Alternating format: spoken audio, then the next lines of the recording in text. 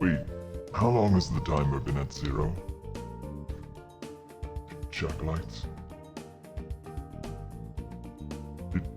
Tell me it just changed. Only for a couple seconds. Huh. Well, seems I do have a good internal timer. Internal clock, I wasn't even looking at it. I was way too focused. Way too focused. Way... Any guesses? Any guesses for what I'm working on right now? It's so silly. So silly that I've decided to do this. But I picked up the pen and then I'm like, because I'm supposed to be doing something else, I suddenly feel inspired to do this. Classic. Drawing. Yes, I'm drawing. But what? What am I drawing?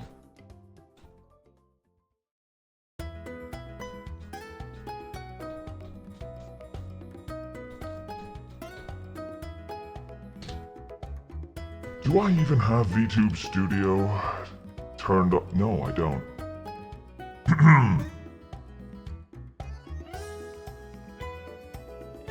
round and round. The wheels on the bus, they go round and round. The Shackleites love when the wheels go round and round. On the bus through the town, the wheels go round and round. Hooray! Don't you feel sufficiently distracted?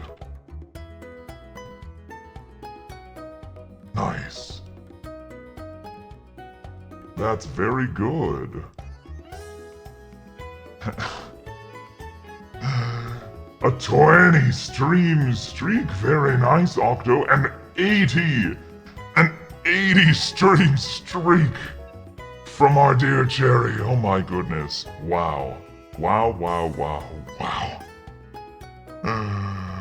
Some absolutely insane stream streaks from you loyal Shackleites. My goodness. What the? Who's fighting? Who's fighting with swords over there?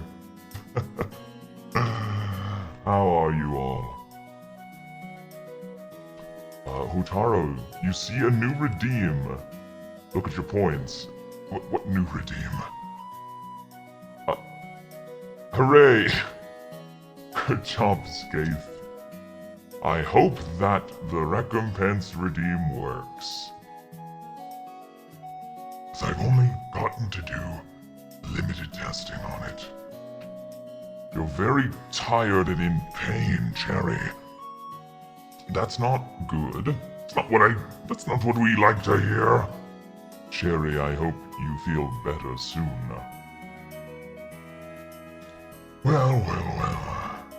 Happy Friday, though, to all of you. How is everyone?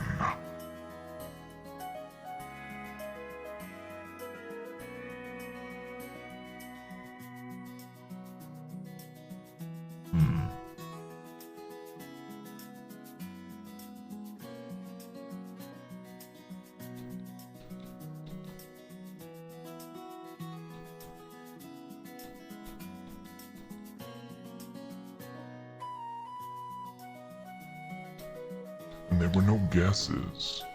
No guesses for what I was drawing.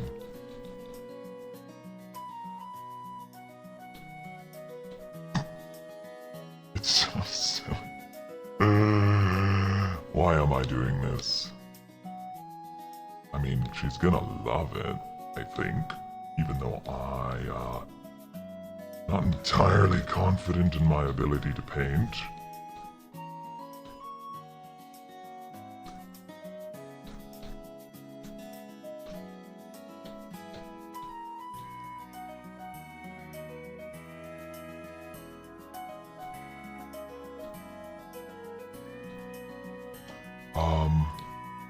No, it is not the evil drawing.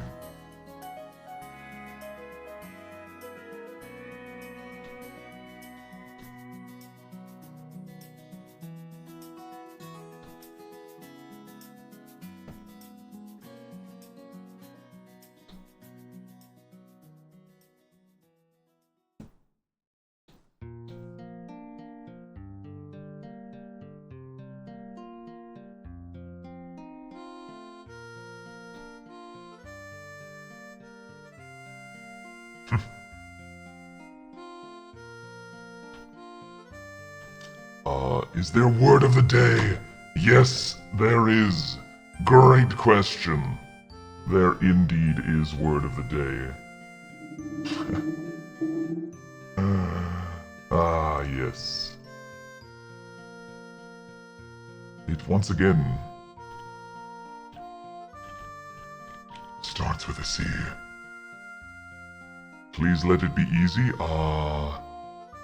6 syllables. Starts with a C.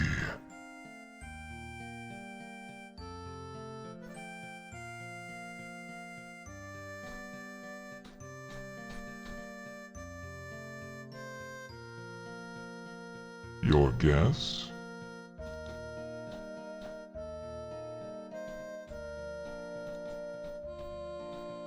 Constitutional. Nope. Nope. We're not going there again.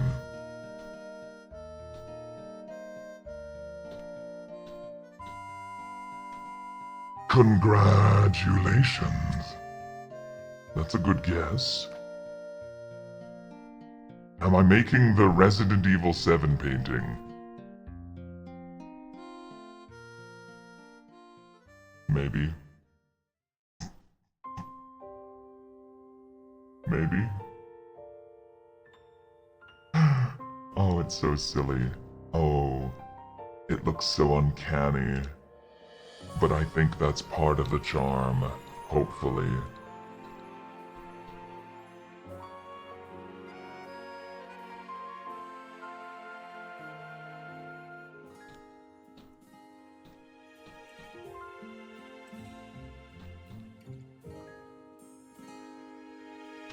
Cantankerous. I like that word. It's a good guess. Cardiovascular.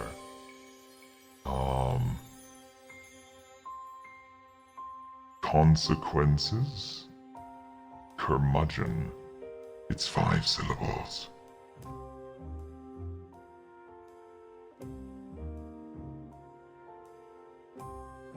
Categorically. Nude.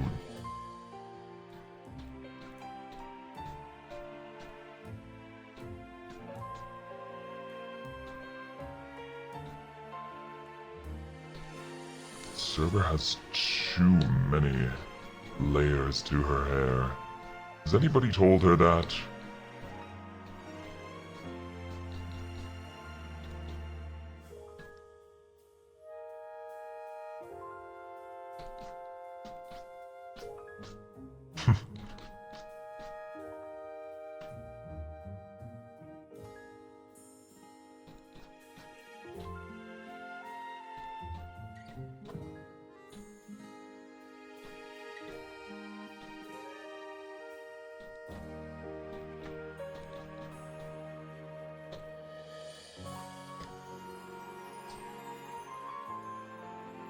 Characterization?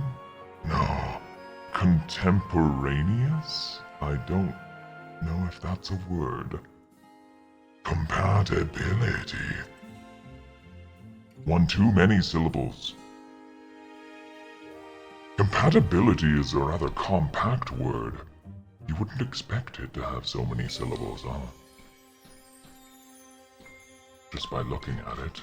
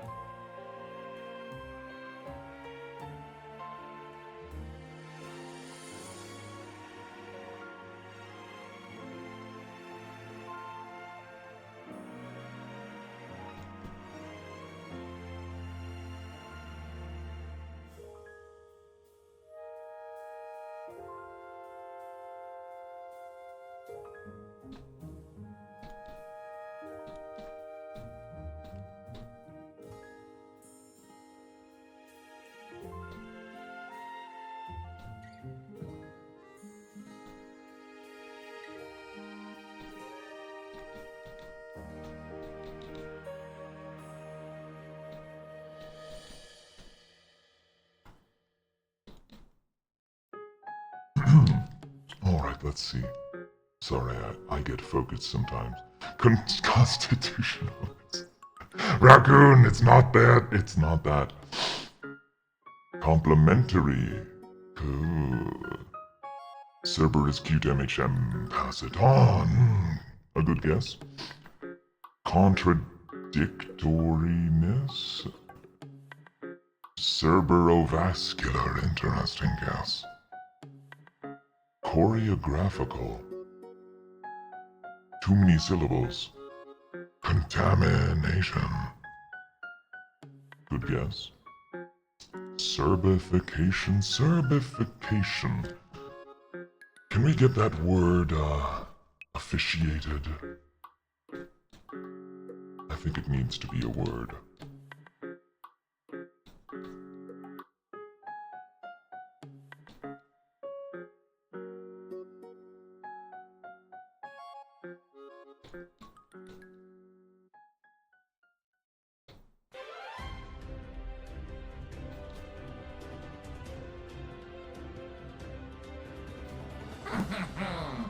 Oh?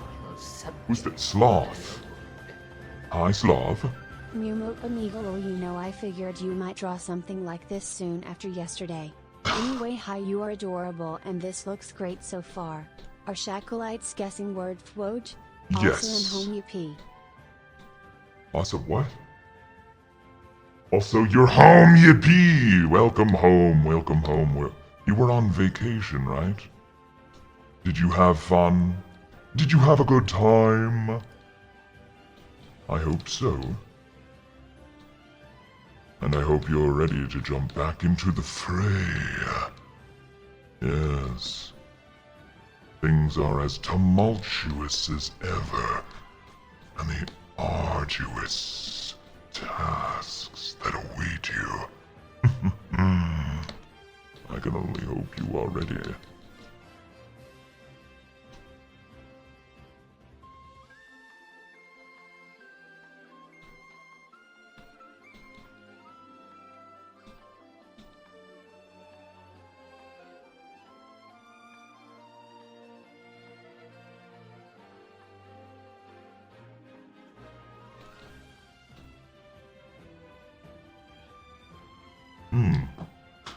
Ooh, circumscription, huh?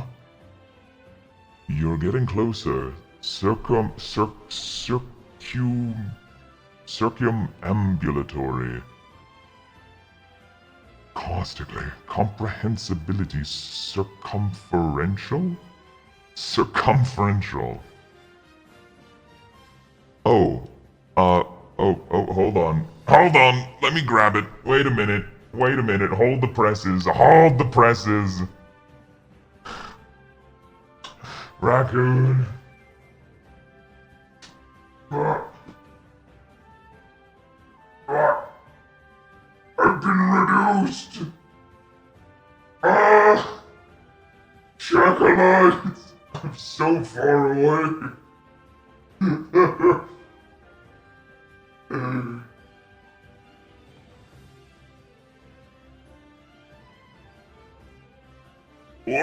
There we go. I don't think I can grab the message anymore. It's too far up. Subjects for It was 3 days ago. Panic, this dork has my heart and my soul. Help me forever. Huh? Three days ago? What was 3 days ago? The 11-month anniversary? Your sub-anniversary, yes! 11, it's 11! It's 11 already! Oh my goodness. It's mid-April. And the next is May. And then it's my anniversary, my star. My 1 year of streaming is coming up far too quickly. Oh my goodness. The word is bird. Bird. Bird is the word. 1 year. One whole entire year. And I still look like this. Wow. Well, congratulations, Raccoon. You got the word. It was circumlocution.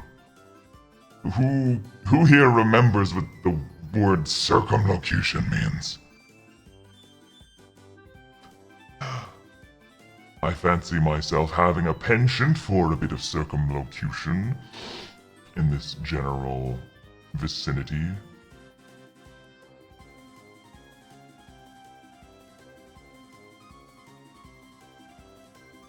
Means going around something new. You go around a location. No. Nope.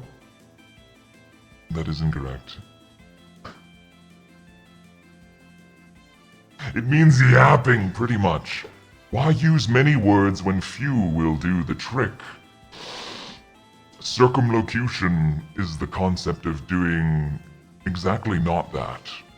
Using many words when few would work much better. Talking in circles. Kind of. Arguing with a dwarf? Are we arguing with a dwarf right now? Well, Shakalites. Oh, hold on, let me give Raccoon the recompense.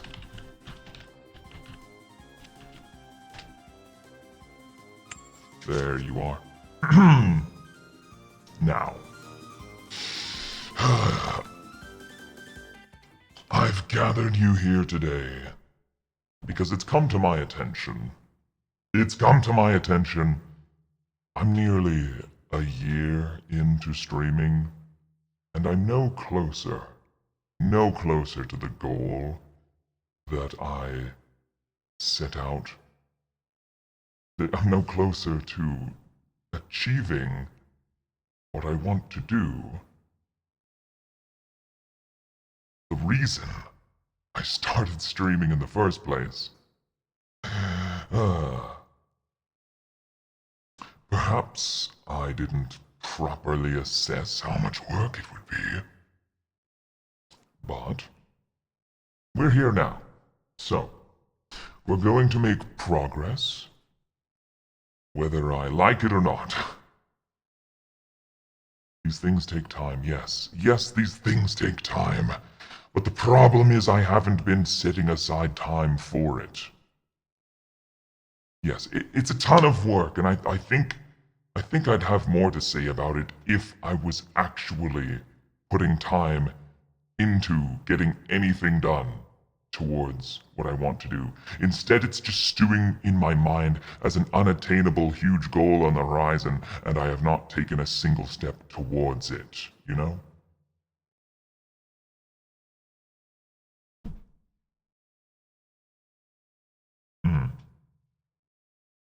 You think I've improved? I think I have improved. Of course. I've improved at many things.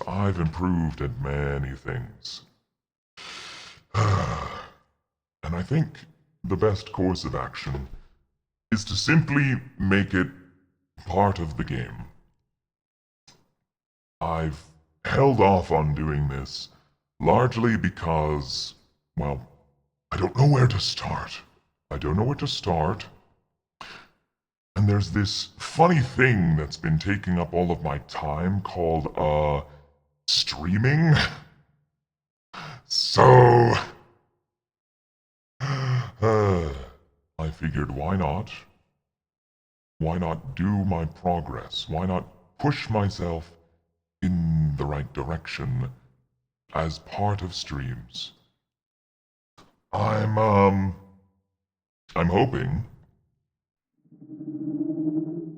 to make this a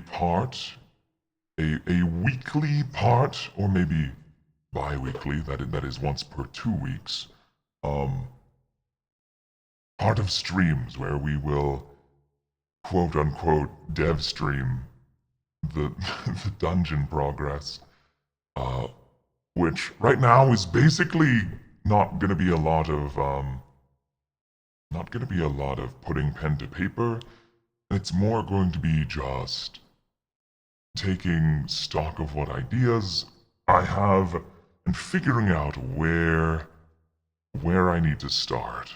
Yes, dev streams. Correct. Oh, Sloth.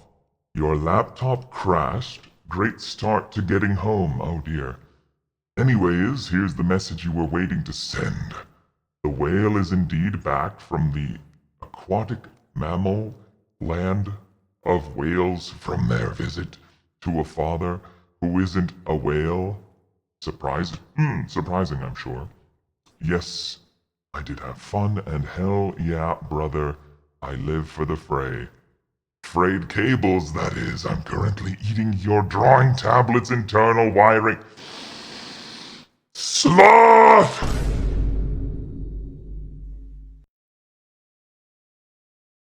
It's good to have you back. Oh, silly sloth. Well,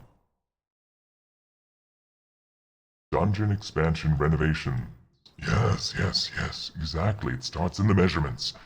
Measure twice, and then forget to bring the scissors, and then you have lunch, and you talk a bit and get distracted, and then you move on to figuring out that you're not even ready to cut yet.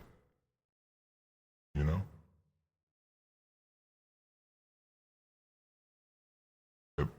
Everybody on board? Is that understood? Yeah. You love the taste of my fiber optic cables?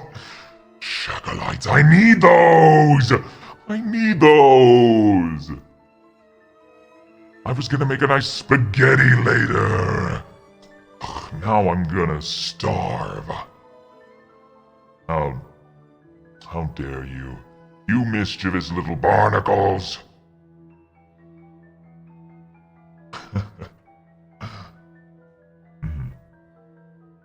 Measure twice, then call the flamethrower. You. To get a third measurement with nothing in the room as you burn it all. I'm not sure that's how we should do that. Not sure. Also, whoops, emote sounds. Emote sounds are back. How do I always manage to get that, disabled? Also, speaking of distractions, can I distract you with something before jumping in? Yes, yes, you may.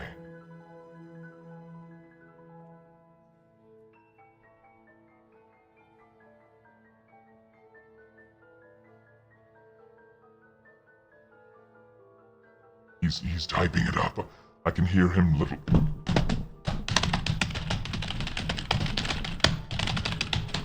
And then he is.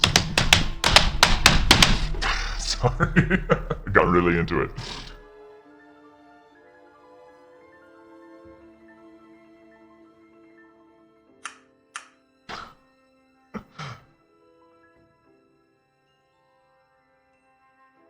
It would be funny if you said nothing and that was the. Dr. Snake, truly, truly, you have something to say. Oh, the memory color game. Okay, all right. You know what? I can humor you for this. I can humor you for this.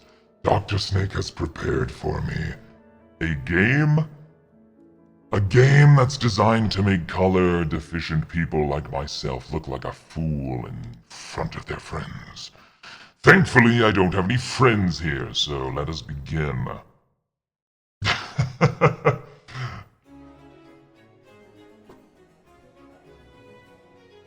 Where, again, is it? Uh, uh, uh, uh, uh, uh, uh, Is it in gaming? Where is it again? It is in gaming.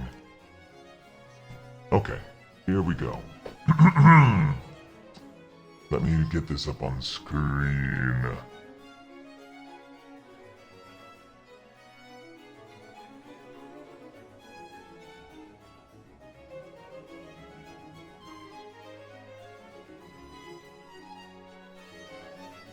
Oh, oops. I always do this. Okay. Okay. How do I orient myself? How do we want this?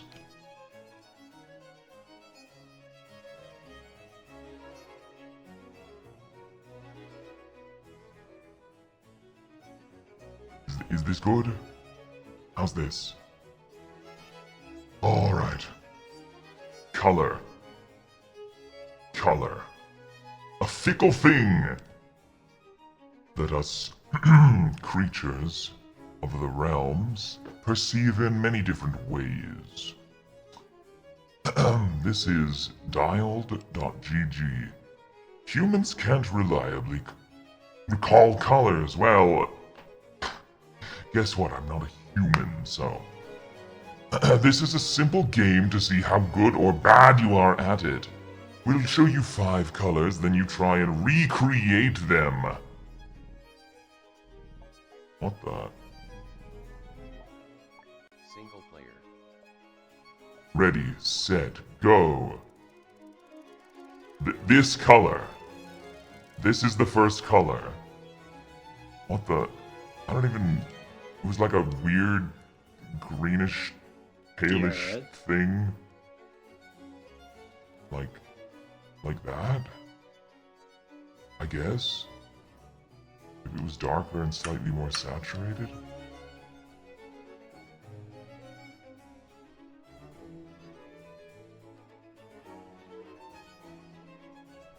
Yeah. Okay. Do I hit this when I'm ready? Okay. Yeah. You got the gist, and that's all. You know, that's above... It's above 5. I think I'll give myself a point for that one. Okay. A nice, lovely deep violet. Alright.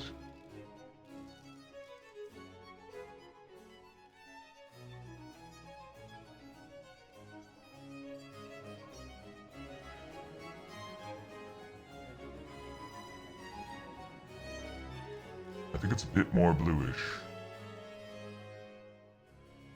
Something like that? Okay. Careful, you're almost impressing some... I don't know. Maybe I'm not so bad at this. Ooh. Alright, a sky blue. Kind of.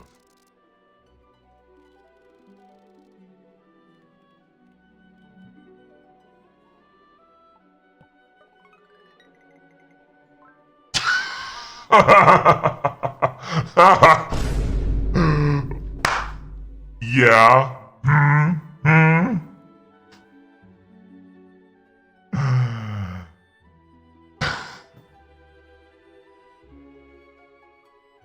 Yeah.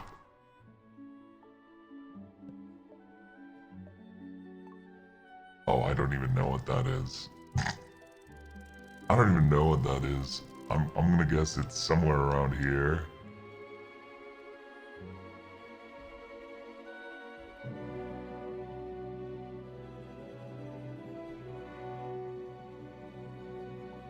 Was it olive? Is it green? These... Okay. It's not too far off. It's a bit less saturated. Wait, this is green! Why is it giving me 7 out of 10? If I submitted a tan, and this is green. No, I don't think you understand that these 2 colors look like the same, except this one on top is a bit more saturated.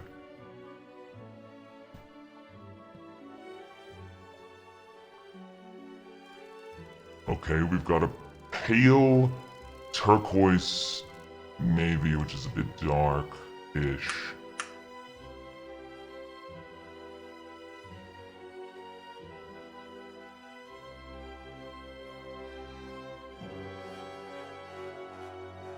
Kinda like that. There. See... I can see colors! It's just that my spectrum is a little skewed.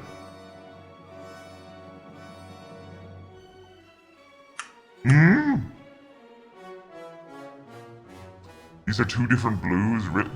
I got 9! What is it, 9 out of 20?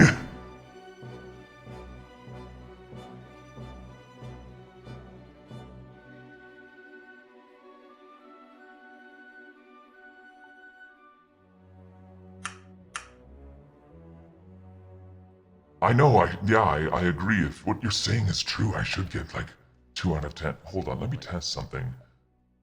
What if I just do like the exact opposite? This is like, wow.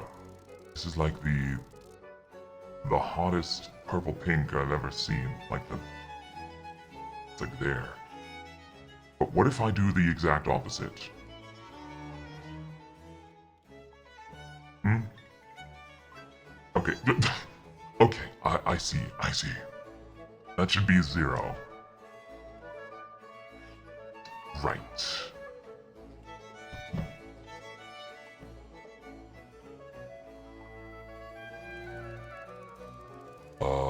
What the heck is this? I don't even know what this is. It's low saturation, that's for sure. And it's dark. But was it like a green? Was it a red? These like I want you to know when I scroll through this, the difference is so subtle I can barely even tell.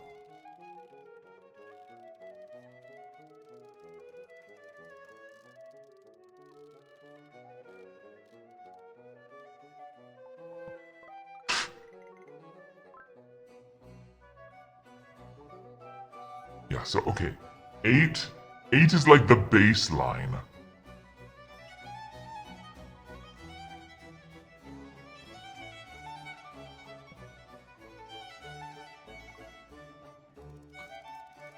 A bright green. That's what it looks like to me, a bright green.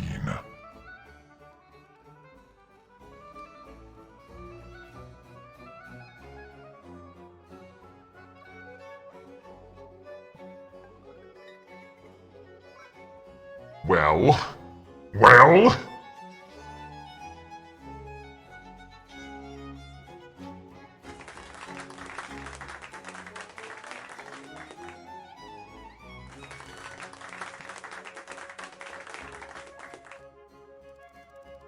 Wow, I think this is like a deep mahogany.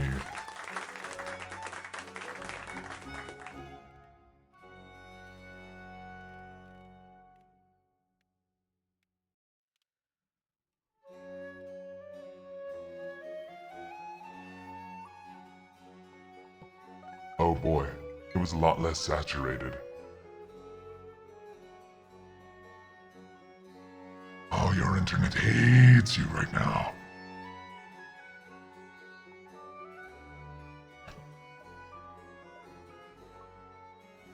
And then this is, ugh. It's quite a vibrant, saturated, deep blue with maybe a bit of, maybe it's an indigo, a little bit of an indigo.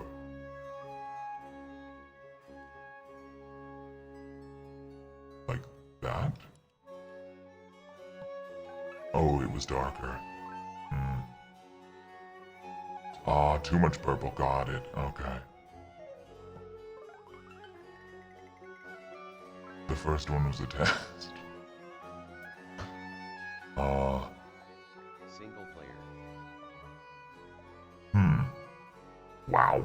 That's such a neon color. Was it green or yellow? I can't, it was like full saturation and bright. It was like this. I couldn't tell if it was yellow or green. It was green.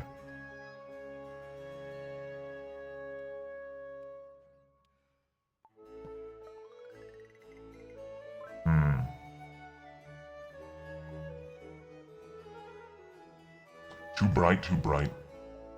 I see. This is just...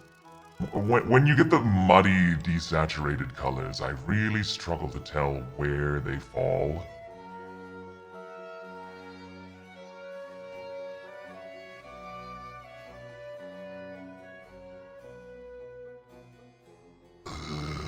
It's like this and this both kind of look pretty similar to me.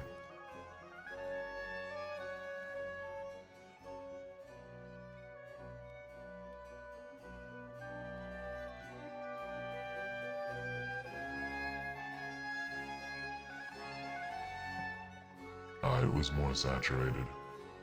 Yeah, too gray, you're right. Oh, what is this? Is it like a pink? This is the pink. Yeah. Kind of a pink? Is it like this kind of a pink?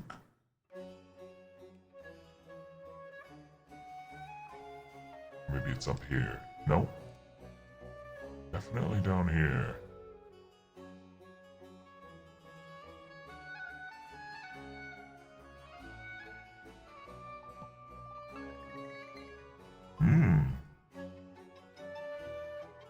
Pretty good.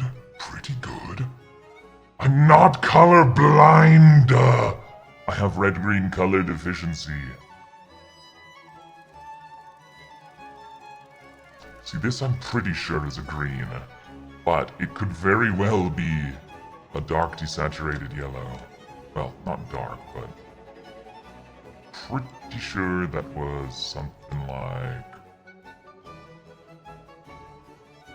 It was brighter.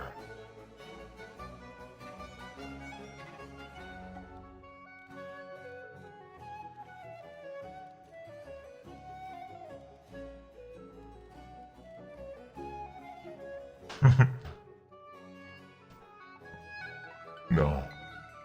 Well, I mean, it's gonna give me points for it.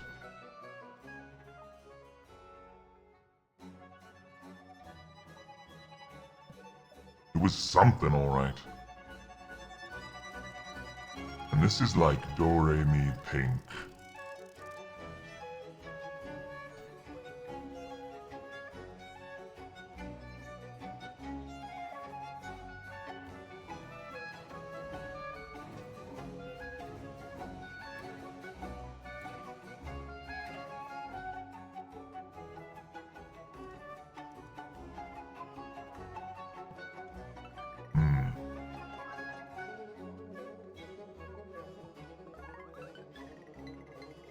Yeah. Yeah, not too bad. What is this playlist? Do you have issue with the playlist? I'm into it. It's called Use This for Whatever Masterpiece You're Cooking. It's got like a wizard stirring a cauldron.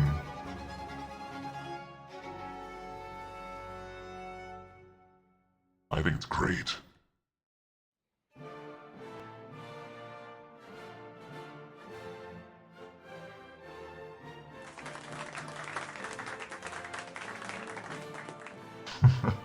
Well, the only thing that's cooked is my vision. What are you talking about? I've proved to you that I can see colors. There's just certain specific...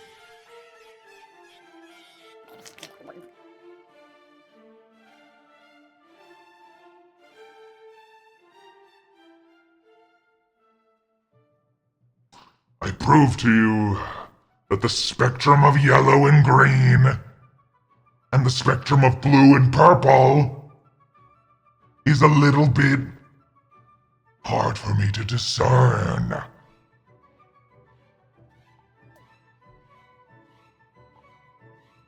High scores. Yeah, people getting 50s. Whatever, man. Whatever, man. Oh, on easy, but on hard. Okay, whatever. Whatever. Who cares? They're hacking. They all have A in their name.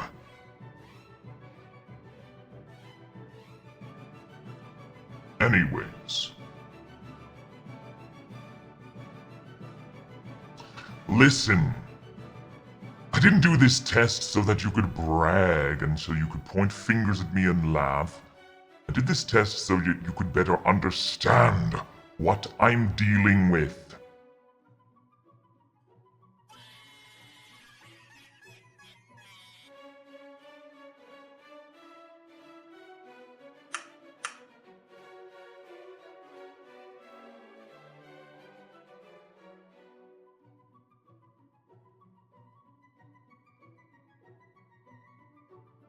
You can't hear the laugh?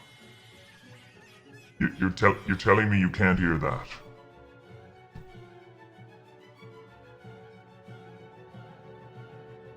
Eh?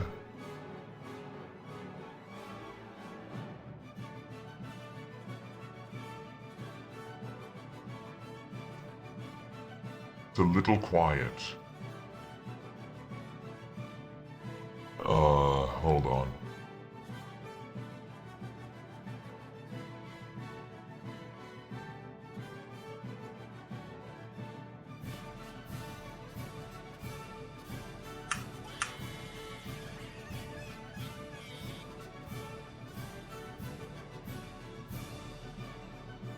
What about that? Hmm? Yes?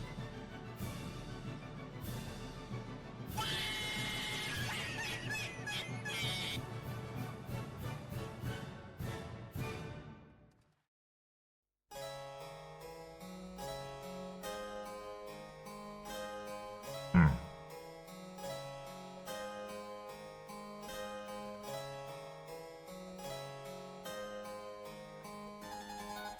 Yeah, do make you fight Mizu. I'm not doing that. Listen, I think there's better things Mizu could be doing than I don't know, trying to get one up on me for having functional eyeballs or something.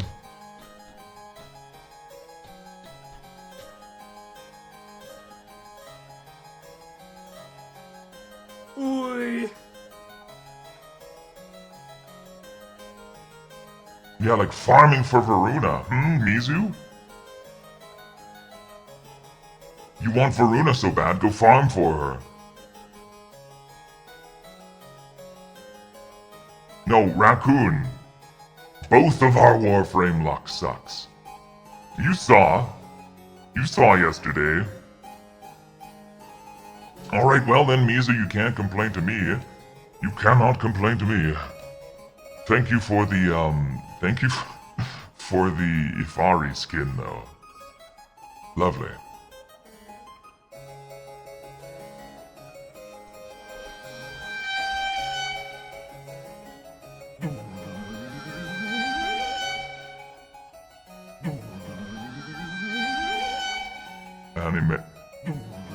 Mayhem, that's enough crabs!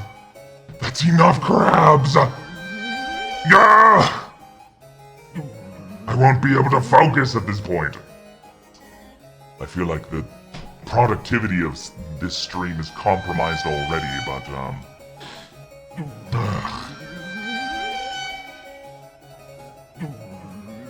It's raining crabs, hallelujah, it's raining crabs. So, where to begin? Let's make note. Let's take notes, shall we?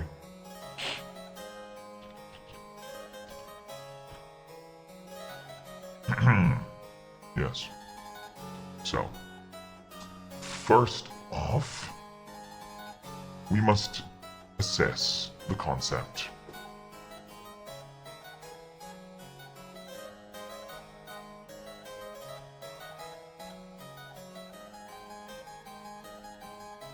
Oh, oh, Raccoon.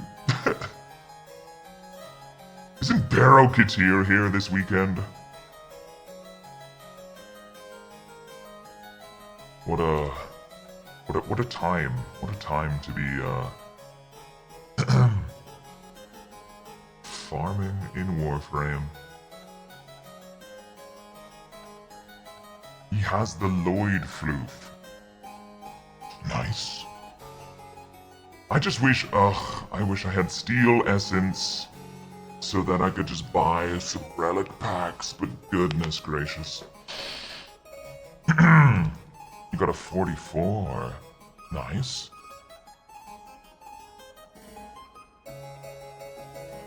Let me start making notes.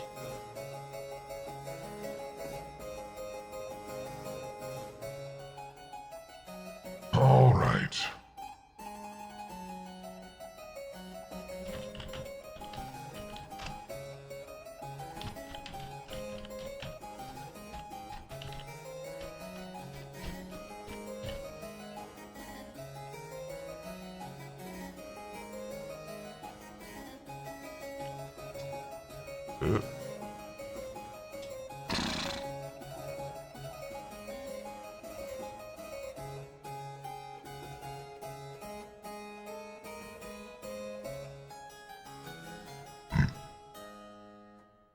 music is a little loud, okay.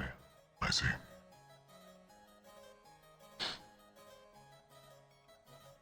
Core mechanics. Okay. Yes, let's start out with general concepts. The what? Core mechanics.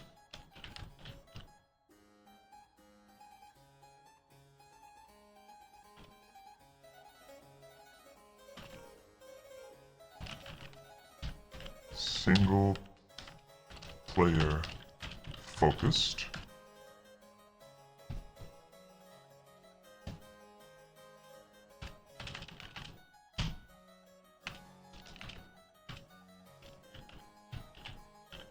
Roguelike experience.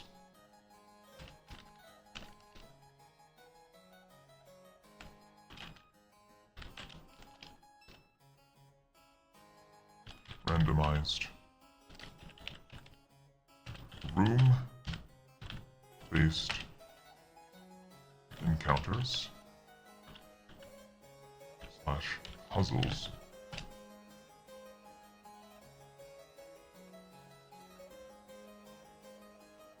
And of course, all wrapped up in the bow of D and D.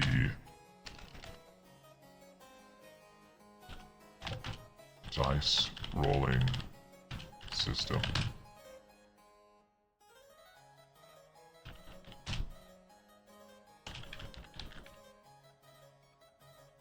So, this is our general concept. Where to begin? So, the eventual vision is to have something that plays out more like a game. That a lot of the stuff is automated, and everything is like animated and has cool assets, but right now, we have to just make it exist first. So what would you say is the first step to making this sort of thing exist? What do we need in place before we can even start?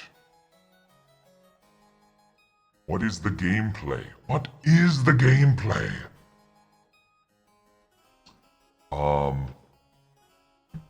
You know, I've had a lot of games in mind to take inspiration from. Think like similarly to how something like Hades or Binding of Isaac or even, I guess Slay the Spire progresses room by room, each one presenting a challenge. The gameplay would be like D&D.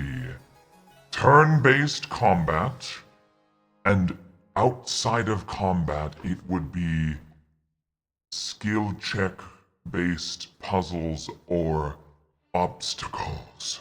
Yes. So for instance, let's say, ads in 30 seconds. But yes, rolling mechanism.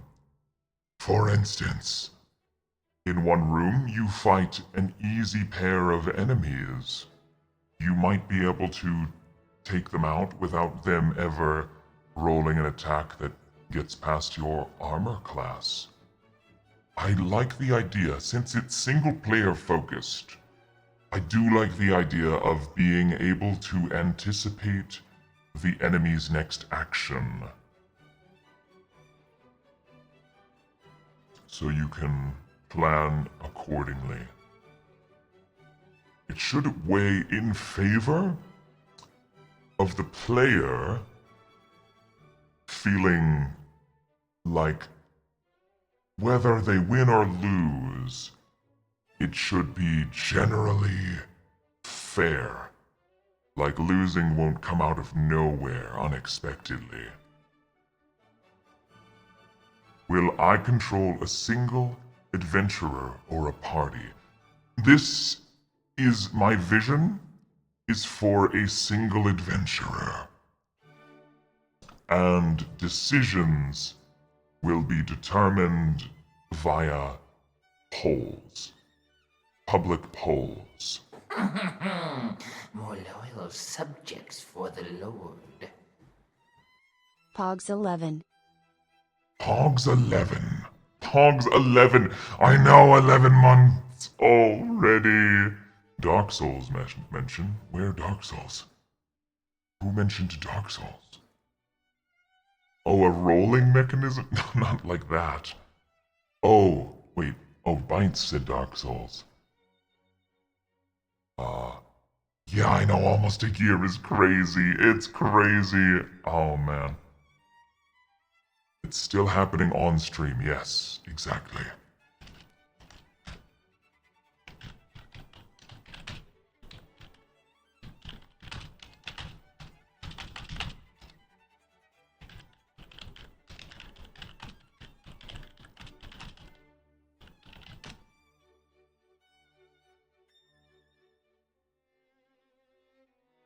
Am I going to be the final boss? Yes.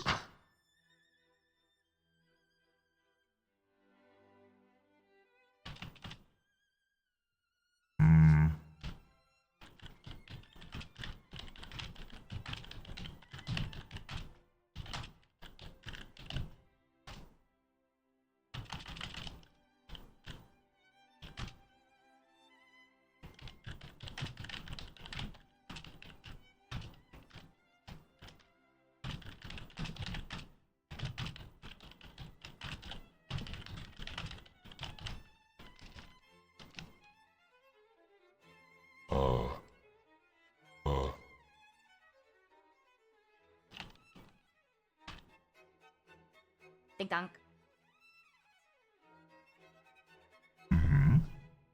So descend the Shadow Realm and fight the Dord. Yes, exactly. Exactly. Because I am guarding the one and only exit. The one and only exit to the Shadow Realm. And so, it is your mission, O banished soul, to fight your way down to prove through conviction that you deserve to escape. Dord is our Hades, yes, exactly.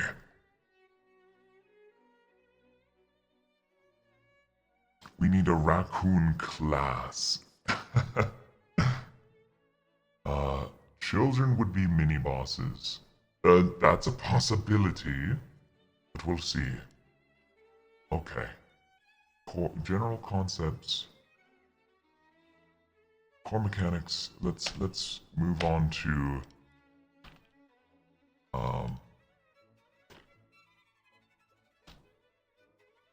it should be below concepts. Character concept. Visualization. So, it's like D&D or Warhammer. Probably like D&D. Yeah, Leonidas, isn't it cool? We're actually doing things now. Random NPC that sells you air for exactly. Yeah, now you're getting it. Now you're getting it. So, the idea is that you just get a base shackleite plugs into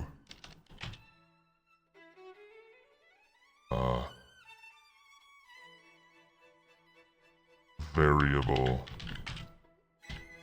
class husks. Husks are like a starter, yeah, starter prefab. All other increases in strength, in power, / new abilities come from randomly chosen or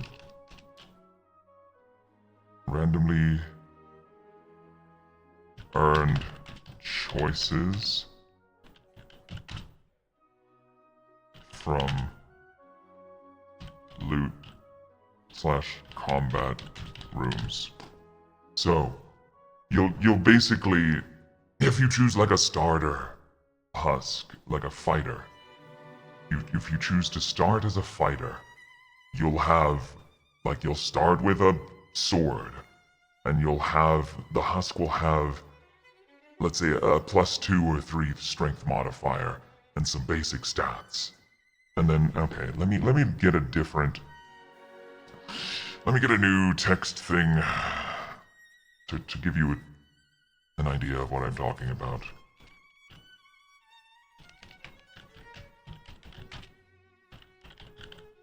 I did make a drawing of this somewhere, but I feel like reinstating it in as many different ways as possible is helpful for me. Okay.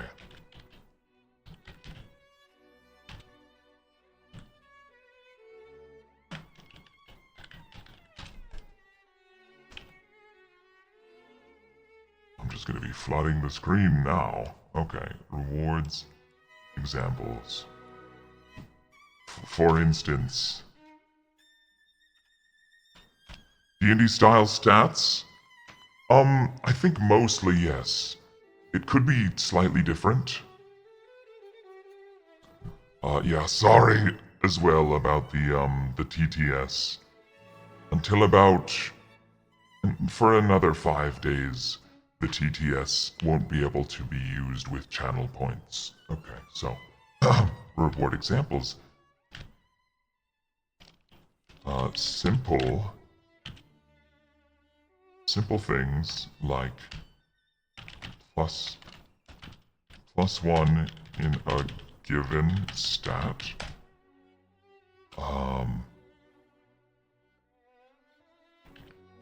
A piece of simple equipment.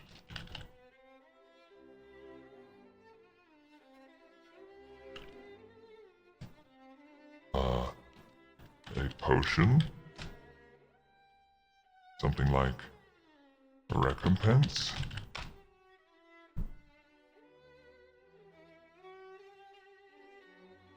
You sent something for me to look at. Where? Whereabouts? Oh, this. Uh-huh. Okay. You've sent me stats for a quote-unquote common fighter.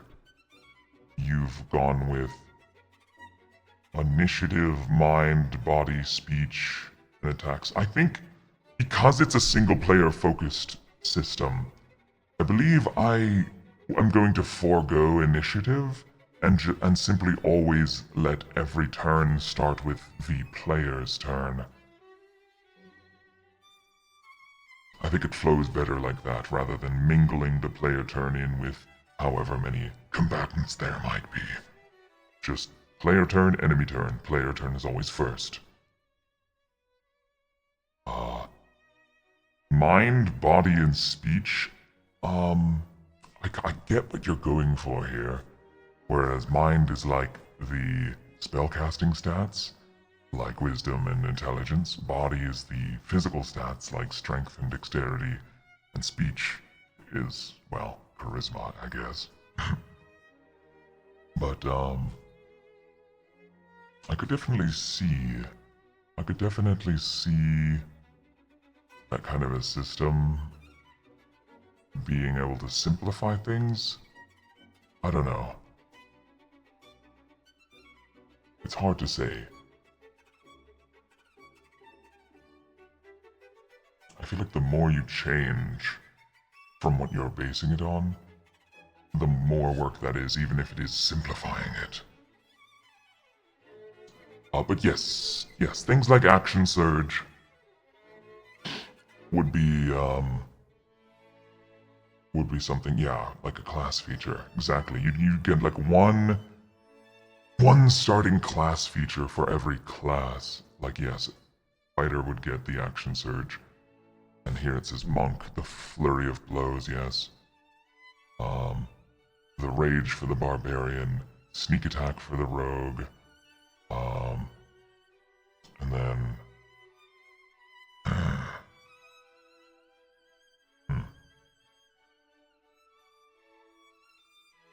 Does this mean you need to start working on your part in this?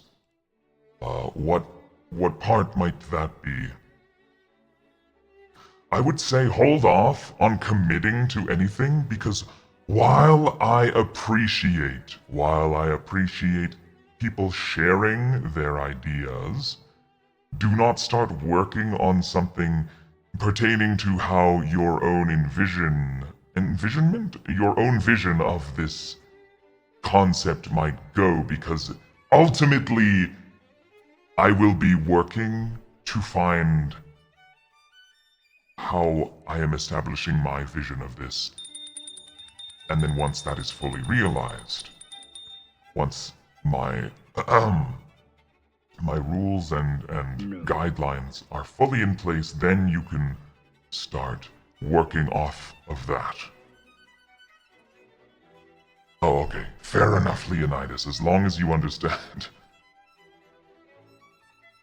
Oh, that, yes. Mizu?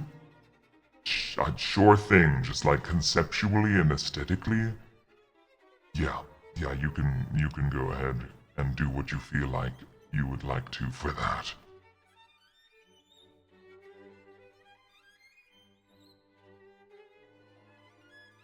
You could add GM-controlled player sheet to the GM client. Pre-gen based character sheets to go for it. Yes. Something like that. Something that's easily modular, but to start we'll just have one for all the most basic classes. I think that could work. And with things like Druid, because of the nature of stream being like we gotta keep things on a consistent pace, limiting options is... I see that being a core crux of making it work. Shakalites, you may have a preconceived notion of how you like to enjoy D&D. I don't know how else to say this other than I'm making something based upon D&D, but don't expect to interact with it in the same way. It's going to be more so in the realm of you have these limited set of options of what you'd like to do, and based on your stats, certain options will have higher or lower success rates, but of course, the dice can be a fickle beast, so that's the D&D part, the luck of the roll. So, with things like Druid, you would have only, I'd say, like 1 or 2 different wild shape options. It's like one combat focused, one utility focused wild shape.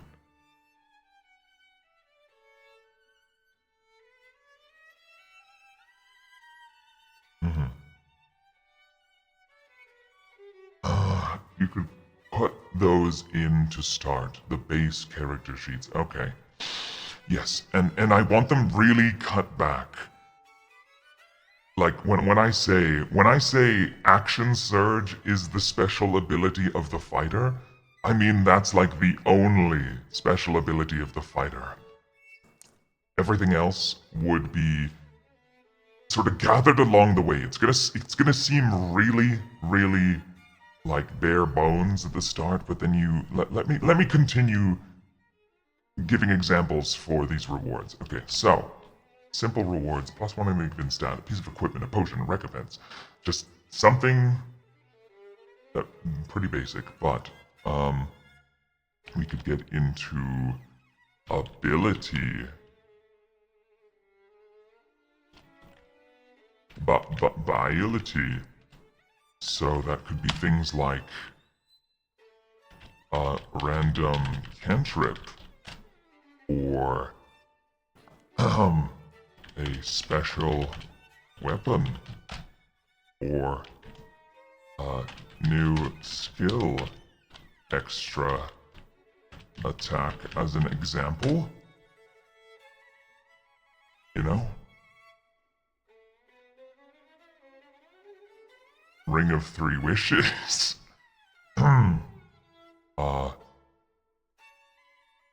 Just stuff that exists in base D&D, like, I don't know. You could even get, like, a passive skill.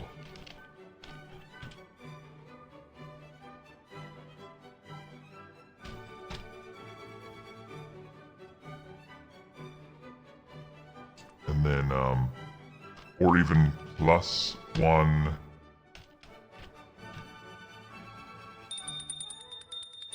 You wish to draw the entire deck of many things, all 22 cards. Interesting, interesting.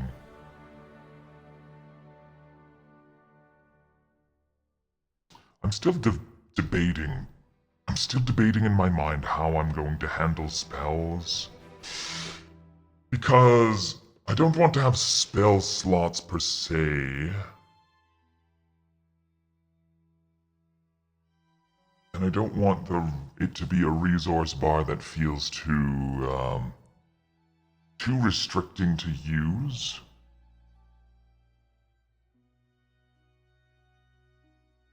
Spell point system.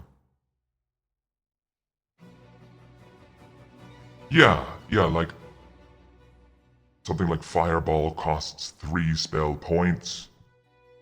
And based on your whatever, I guess if we're going with the basic stats, like based on your mind stat, that's how many spell points you have. And then I think in my mind as well, whenever you take a spell, it will give you an increase to that to your max amount of spell points equal to that spell's level or whatever. Basically, if you want to be casting a lot of spells, you're gonna be taking a lot of spells, which will increase your ability to cast spells. So even if it's a spell you don't necessarily want to use, it can still be a valuable choice for someone who's focusing on casting spells. Yes?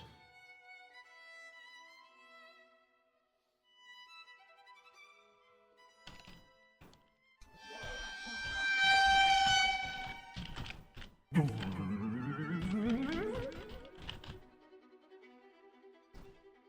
take 8 commands to cast 1 power word kill. Yeah, exactly. And if you manage to complete what is likely a very difficult challenge in order to receive a legendary reward, which just happens to be power word kill, well, then you can take it. That's just how these sort of things go. It's not meant to be balanced per se. It is very luck of the draw. If you happen upon some powerful rewards, you're going to feel more powerful. And there could be very unique synergies, which could be in the form of, say, like this. Okay, here's where I really want to get creative.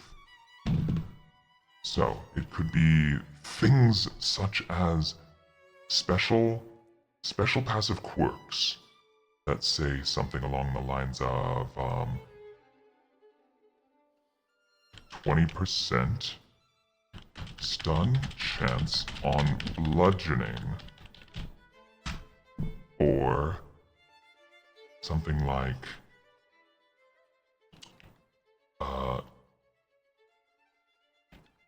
fire damage +1 damage die on fire damage. Kinda like Duviri, I guess, similar to Duviri Decrees. Yeah.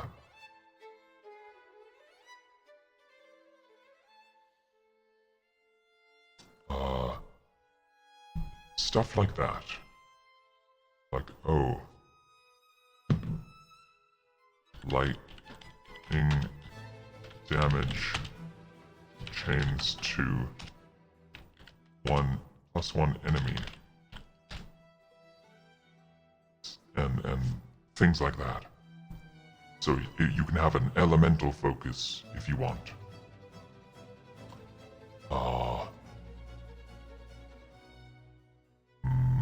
Or even gain 5 HP on melee hit. Yeah, like piercing deals an extra +5 damage, or maybe +10 if enemy is vulnerable.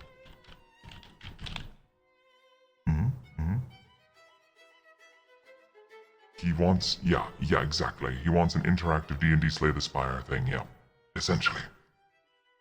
Slay the Spire is only an example because it's the most recent example of something I've become obsessed with that really falls in line with the ideas I've been wanting.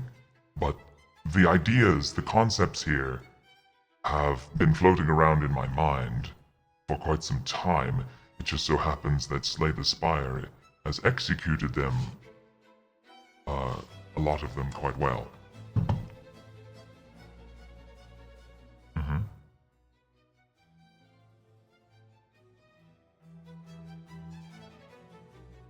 And these synergistic things, all of these buffs, all of these boons, could be condensed to the form of like a sigil, a rune, or a relic, just to make it more immediately identifiable.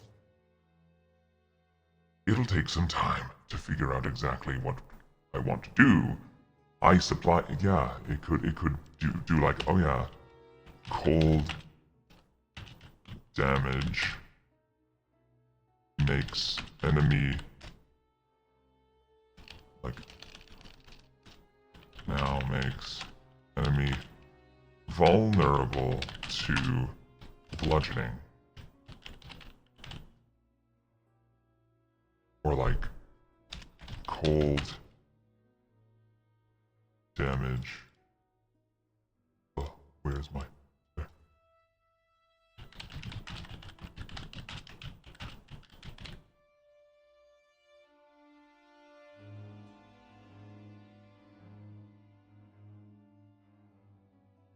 True, yes. Things like light spells, like radiant spells, will be very, very rare. There may be but 1 or 2 specific encounters or rooms that will even have a chance to distribute them. But it should be known that in the Shadow Realm, radiant magics are a very forbidden art. So that should be reflected in their rarity and their effectiveness.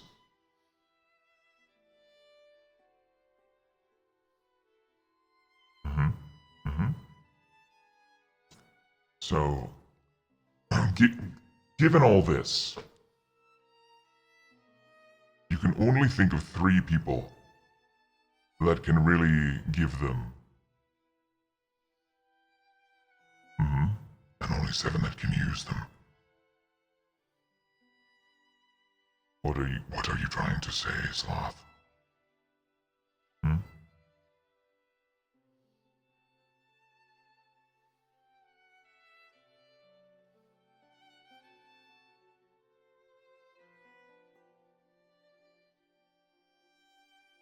A heretic? By what measure? By what measure would you be a heretic? Light spells or light base attacks? I see. And you are one of them, you're saying? Your stats scale based on the number of air Yeah. See, DeBoards, that's getting more into the realm of, personalized player characters. And that's something that could be planned later down the line. No, it's a good thing to bring up. Because I would potentially want to be opening the door once all these concepts, once the base concepts and everything are set in stone and in working order. It would be fun for Shakalites to have some sort of a website where they can customize their stats and then put in requests for special, unique abilities. And then once those are in place, Shakalites could have unique opportunities, if given the chance, to have like a one-on-one run through the dungeon with your custom character kind of thing. But that is more of an ambitious future goal. Mm-hmm.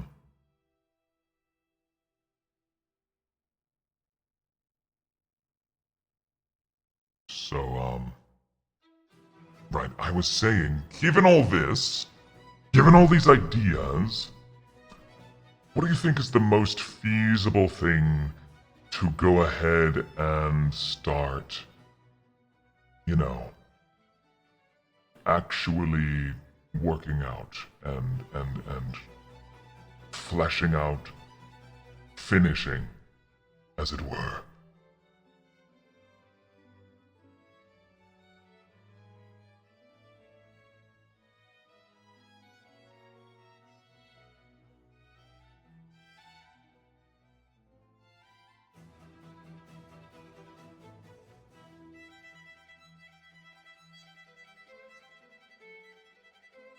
Base character classes and associated ability cards. I agree. Cool. You are very, very right.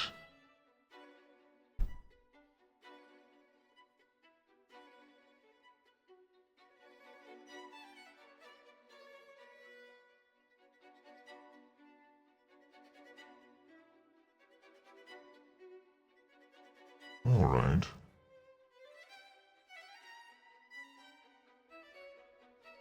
Yes, I suppose we could. I could. And how to... Would I just write it out? Do you want me to just write it out?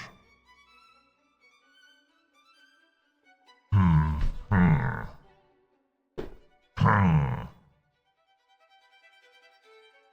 A footmaxer class.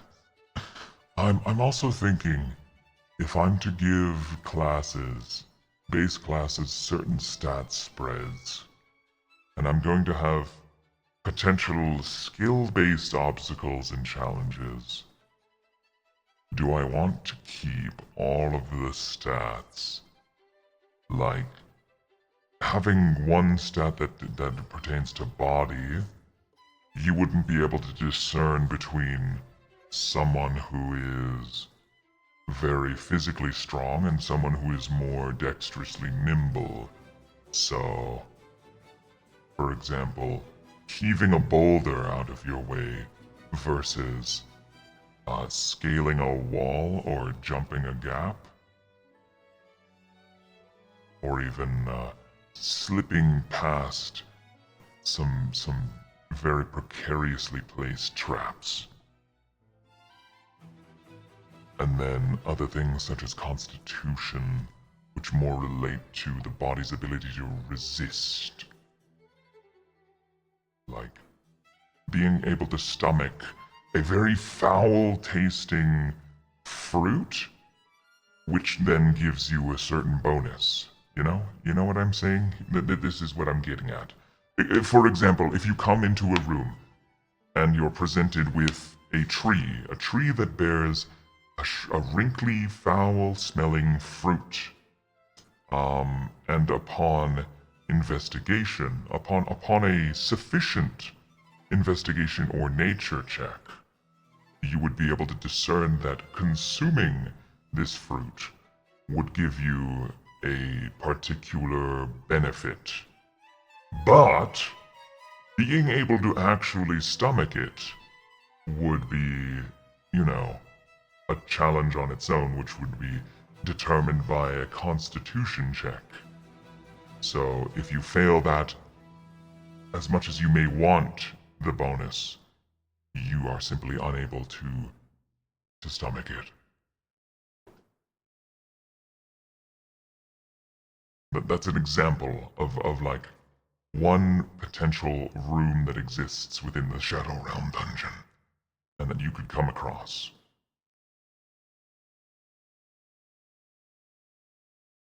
Right? Keep the D20 base stats and give each base class a standardized stat block. Yes, exactly. That's what I was thinking, Bites. I was just trying to run through an example potential encounter in my mind. So, Viasloth, you're wanting me to look at your previous message. Very well.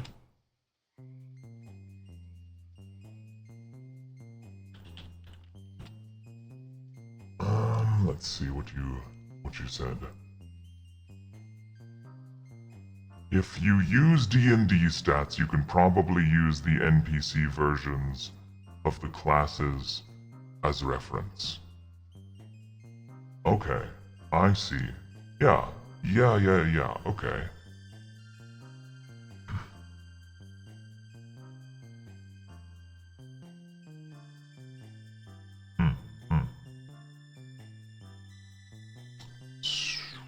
Yeah, let me think. You could swap to a color-based system and pair 2 stats under each one. Red for HP and strength, green for charisma and dex, blue for intelligence and wisdom. Well, HP isn't really a stat, is the thing. And also, I'm not going to be going off of the default HP calculations, because it being a solo designed experience, you're going to need a bit more of a bank of HP if you're going to have any hope of making it far. Yes?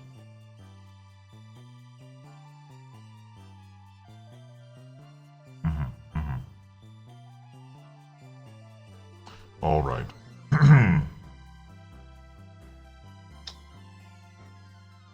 let me just come over here.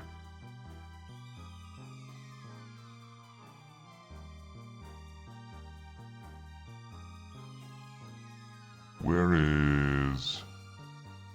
Just don't get hit, Ripbozo. Well, easier said than done. Easier said than done.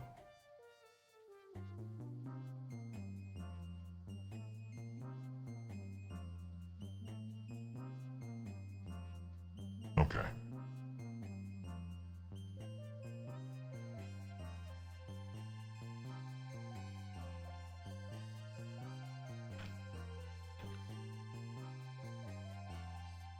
towards Soul's no-hit run. Not quite. Okay, let me just start typing. Okay, we'll start with fighter. It doesn't matter the font, but let's get something readable.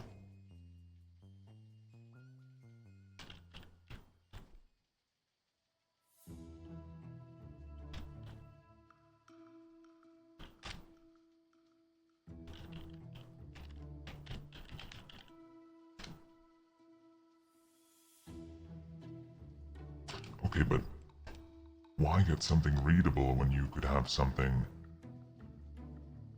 fancy which fits the theme, you know? Where is that one? No.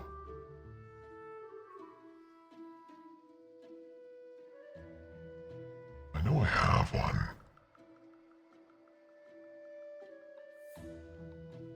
Oh yeah, totally. That one. That one's perfect.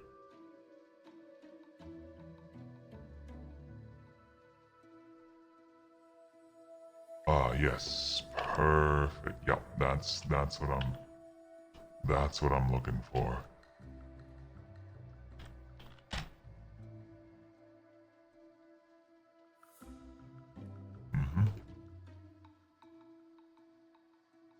Like Descendia, how many layers are you thinking for an adventure? I'll have to figure that out. I will have to figure that out. That'll take some testing.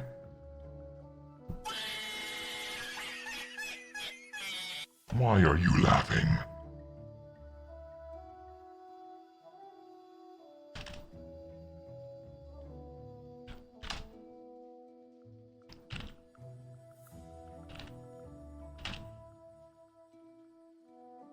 I'm gonna have the fighter start at something like, let's say 60 HP. The strength is gonna be +3. Dex +2. Actually, no, +1. Con +2. Wisdom +1. Int +0. And Charisma +0. I think the base class things, they shouldn't have any negative stats, and this should generally be the spread we're looking at. Yes?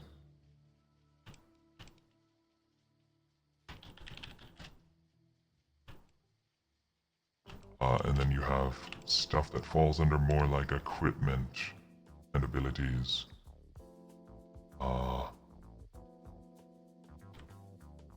So they would start.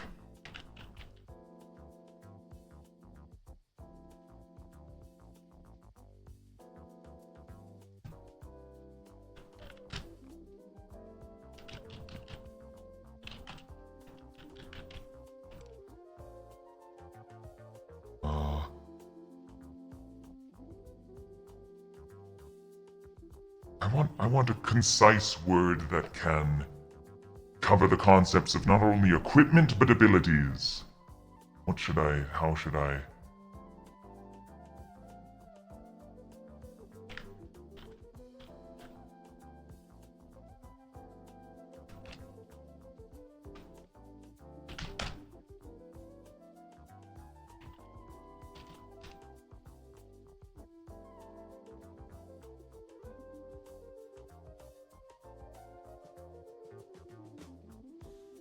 Loadout.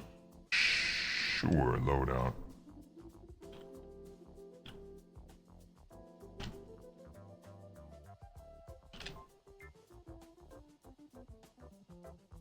Capabilities not quite. Alright. we're gonna give them half plate.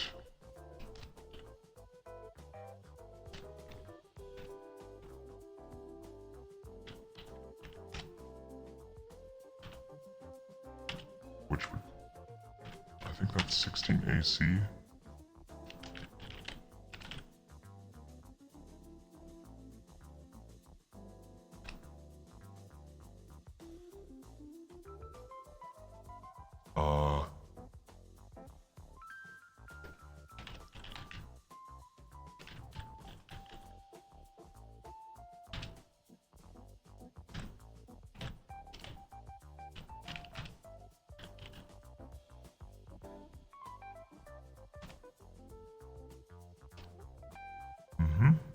A basic broadsword.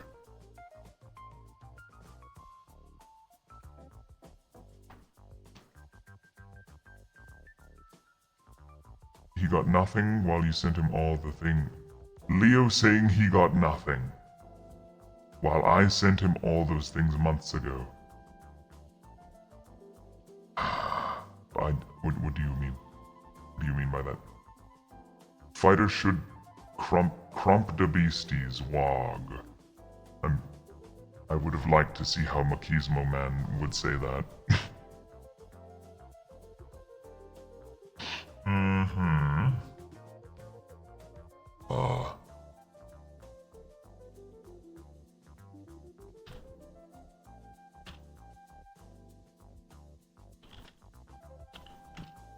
Everyone should start with a few potions.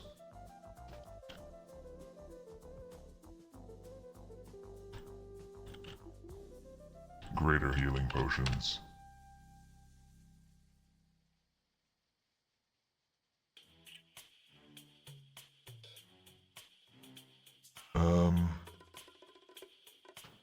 And then their special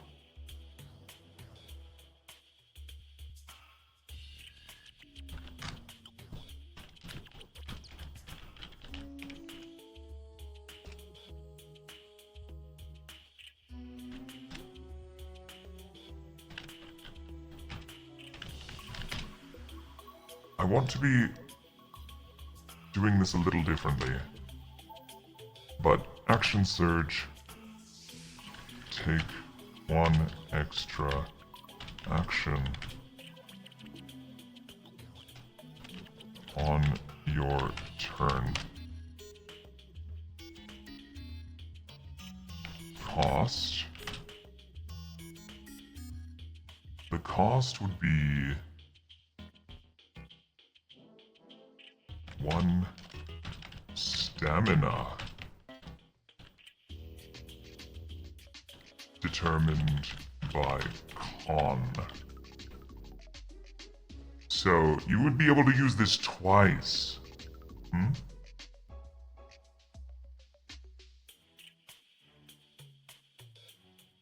I like this idea. And then at rest sites, you would get back all of your stamina and magic. Can per turn or per encounter?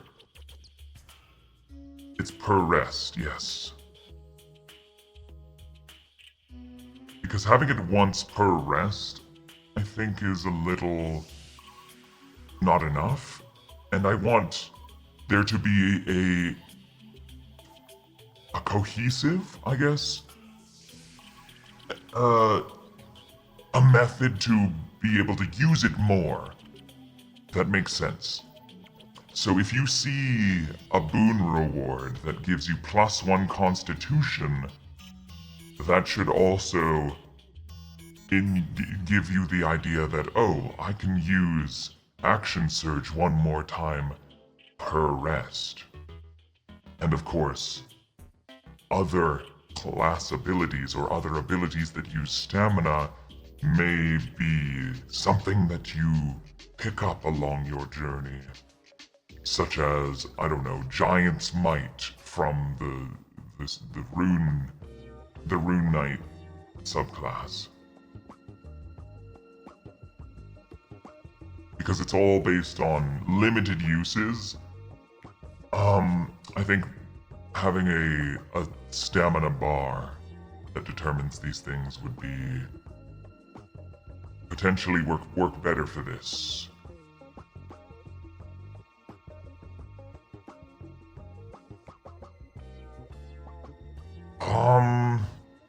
Maybe, I guess, yeah. Yeah, something like that, Sloth. Although, I think that max HP increases will be their own rewards rather than being tied to Constitution. You know? So you could take +1 con or +10 max HP. As if those both showed up as a reward.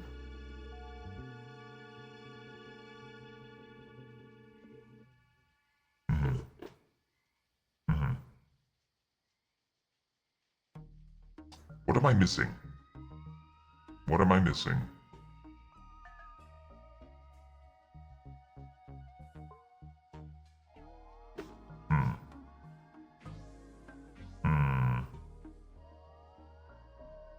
Well, the broadsword.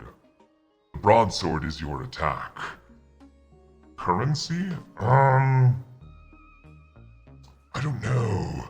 Because thematically, you would be banished to the Shadow Realm, so I don't think you would be afforded the privilege of a special currency.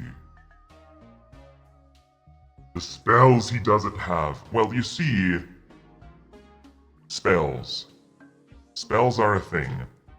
And in traditional Dungeons and Dragons, spellcasters spend hours and hours deciding what spells they will take.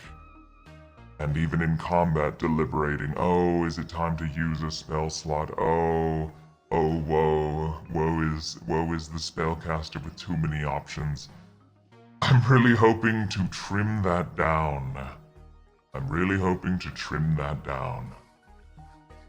So, my idea is that each class's special class ability, for example, a warlock, will get Eldritch Blast as their class ability. I'm thinking about it. I still have to work out the logistics because there's also cantrips. Cantrips which are typically regarded as free spells. And then you die while deliberating, exactly. So, if I'm going to give spellcasters one starting spell and one cantrip, I sound exhausted. What? No. I'm just putting a lot of energy into thinking.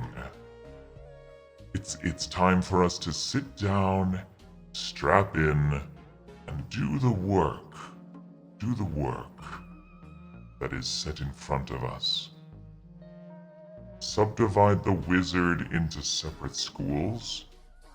I think that's a little much, and that might be, that could be something I do in future. But overall, I want every class to feel very, very basic at the start, because much like in Hades, much like in Slay the Spire, much like in many roguelikes, the rewards you come across throughout your run will be the biggest deciding factors on what your character, build, and identity will be. Yes?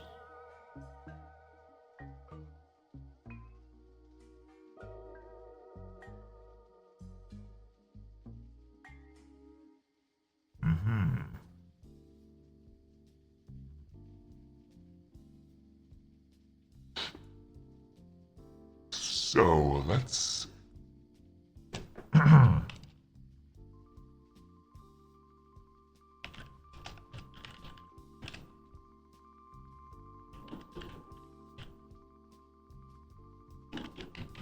let's lock that in for now, and we'll move on to the next one to see if we need to change anything.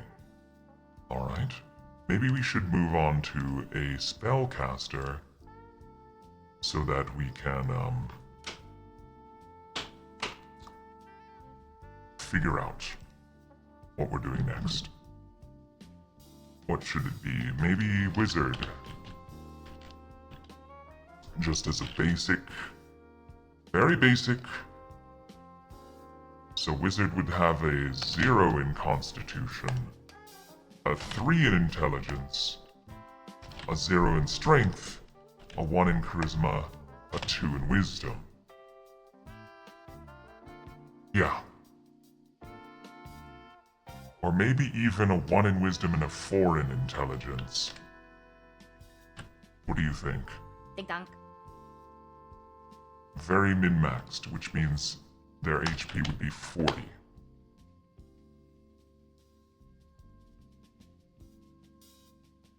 Narrowing down spells. To trim down spells, don't do schools, do type. As in support, offense, supplementary. Then just make lists for each level in those categories. Okay.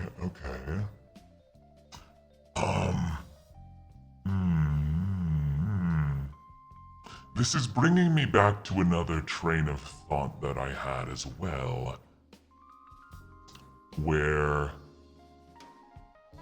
the different attack types, every thing that can be considered an action would also come along with its associated tags, which would make it easy if there was some sort of search function. If we get to this to a point where there is a glossary of available things that you can come across. I guess I'm getting a little ahead of myself, but let me just try and illustrate what I'm talking about.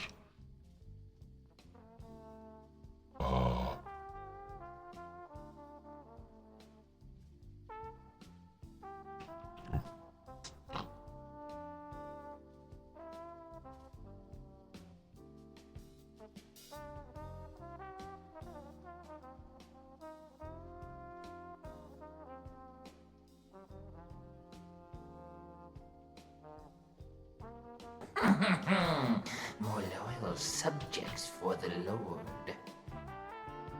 Wan. So, for example, what? Give me a spell as an example. Give me a spell. Any spell. Okay, well, maybe not any spell. A basic spell. Mage armor. Good, okay.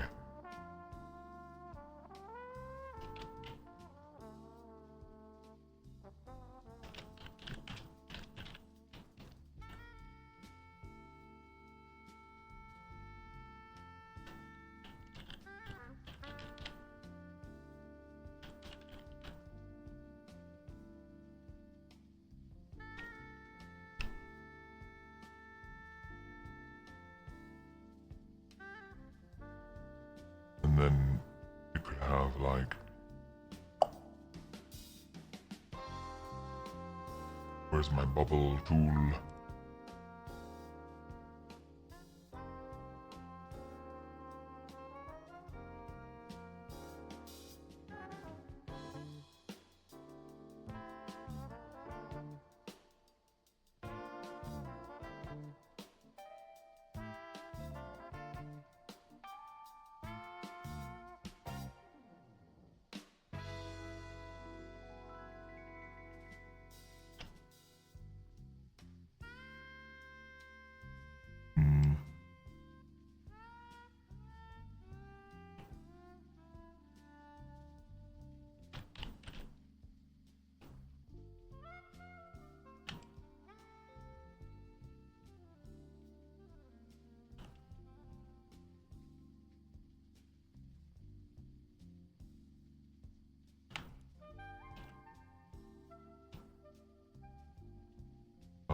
what is that called?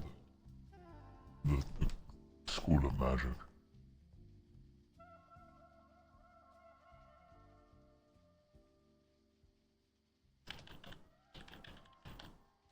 Whoa.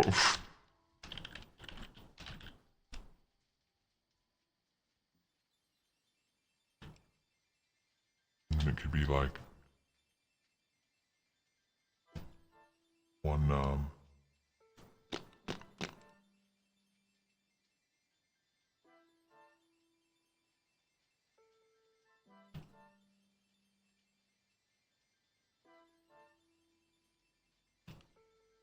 costs one spell point, you know?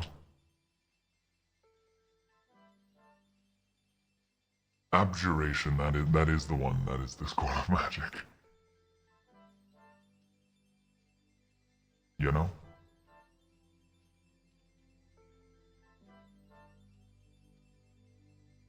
Otto's irresistible dance.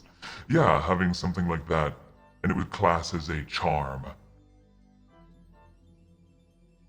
A debuff charm.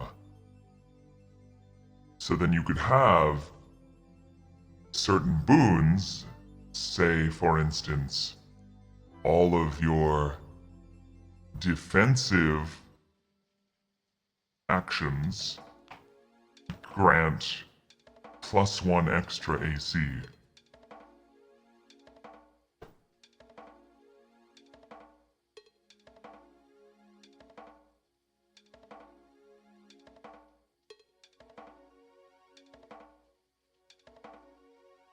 For target type,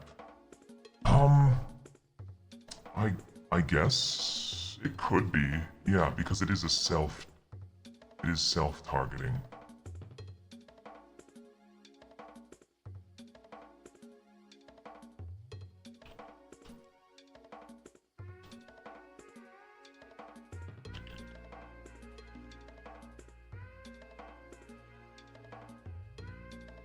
And this is just a very rough mock-up.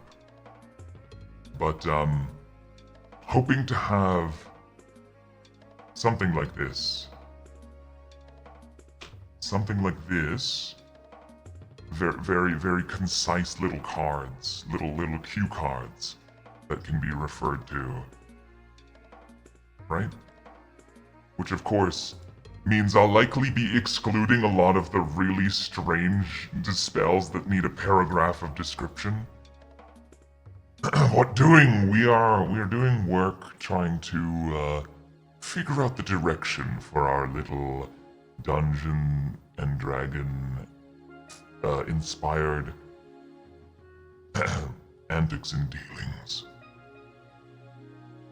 Yeah, like ceremony, exactly. I'm not gonna have ceremony.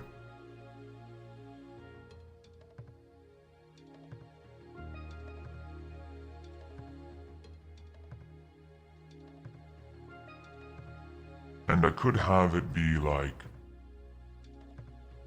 something like mage armor lasts for a certain amount of time, but I'm not gonna track time. So it's either going to be until next rest site or until the end of next combat that most spells with a duration last. Yeah, encounters, an amount of encounters could be as well. Yeah.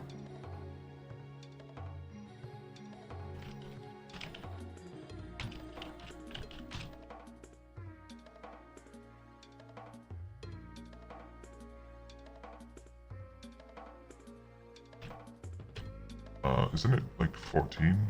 What is mage armor? Mage armor's AC.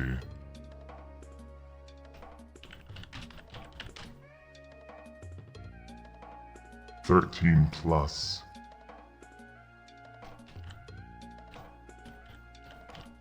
Dex?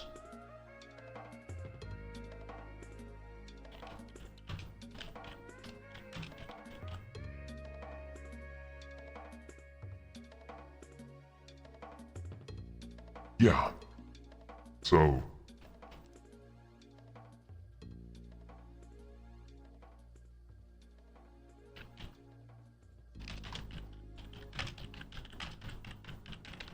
This is just an action card example.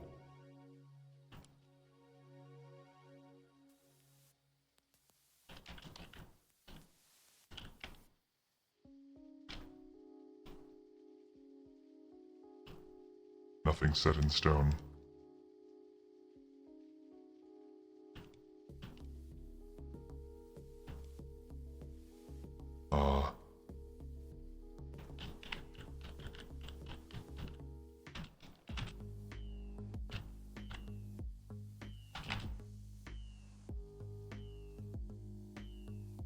Alright. Of course, damage types. I am hoping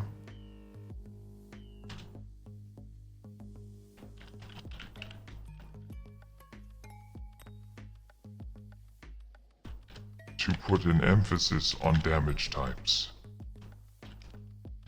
As my idea is that every enemy will have one physical damage resistance and weakness, and also one elemental damage resistance and weakness.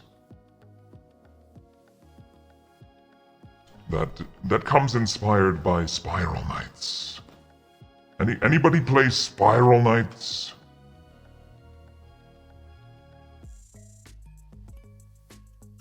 You might want to swap decks for what? For int if it's all magic.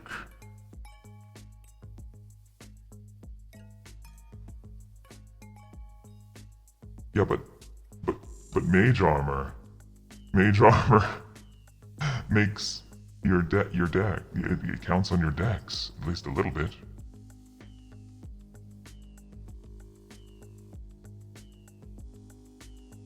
And then the class ability will be magic missile.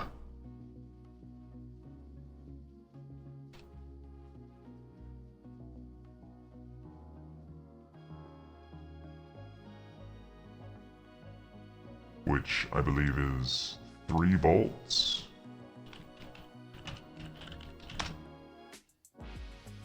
Yeah.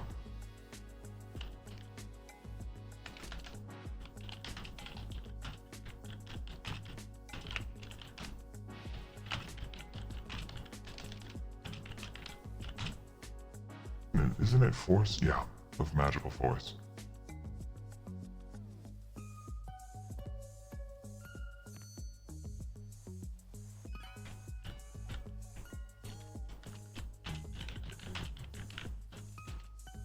And force damage will be like the neutral. Nothing will resist force, but nothing will be vulnerable to force.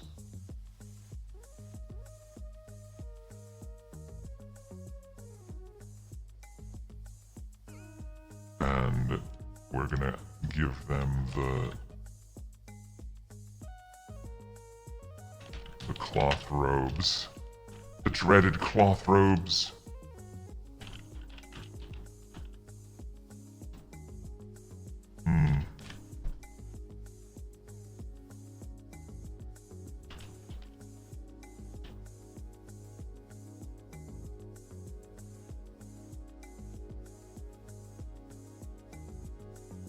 Yeah, oh, it's not fighter.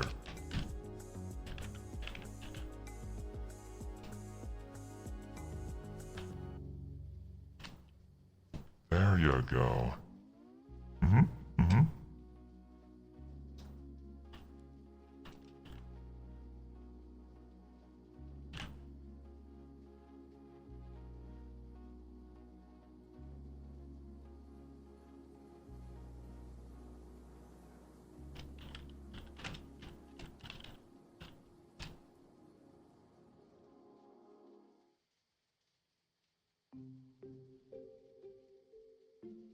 Okay.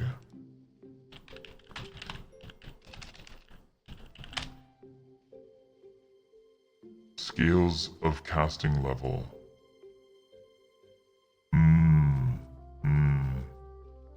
See, I'm not sure if I'm going to include upcasting because I'm not including spell slots, you see? that's just another layer to worry about and for people to think about. And realistically, what's going to happen is if you want to cast a more powerful spell, you will cast it once you get access to it. Like if you find Fireball, yeah, you're gonna have 7 magic points, so you can cast it twice before you have to rest. And it's a powerful spell. It may get you through some encounters quickly, which may also net you some quick early rewards.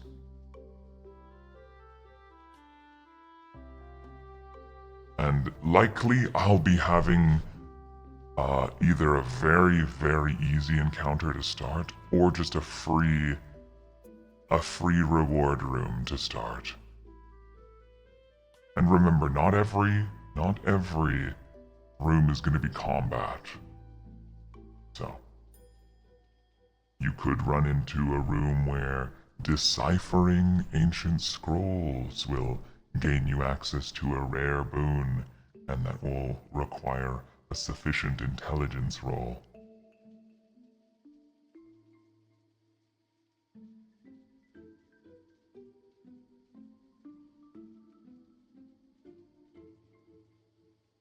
No, that's so fair, Octo. It's a very sophisticated sort of, a set of systems which ultimately boil down to a glorified game of pretend with numbers and math. And some people take it a bit more seriously than that, and I think that's where a lot of the trouble comes from. That is the other factor. You have to find a group who is keen to enjoy it in the same way that you are.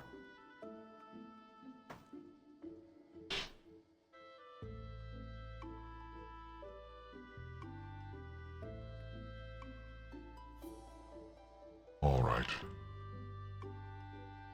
Which one should we do next?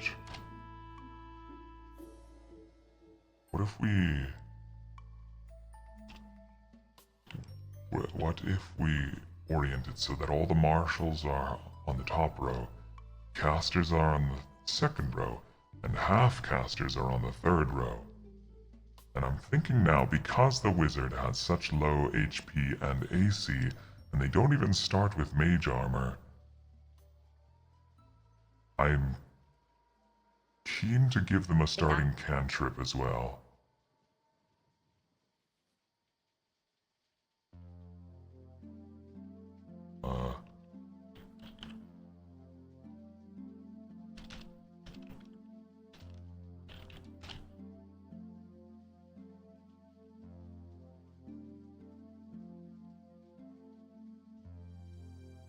Once you have the categories for spells, if you want, you can try to organize normal D&D spells into those categories.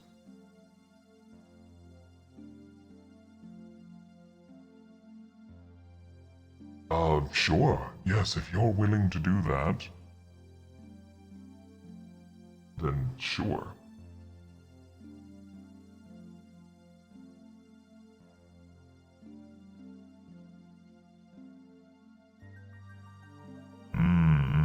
I see.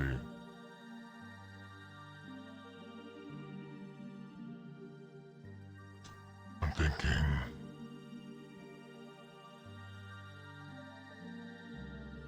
Do I give them the cantrip? What cantrip would I even give them?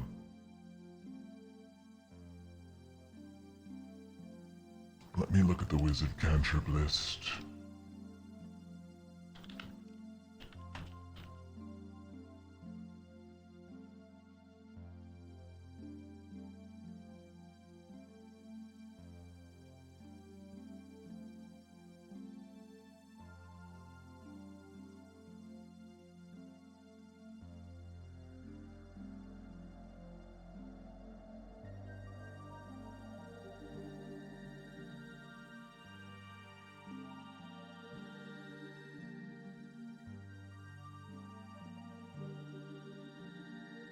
Okay, I think this could work.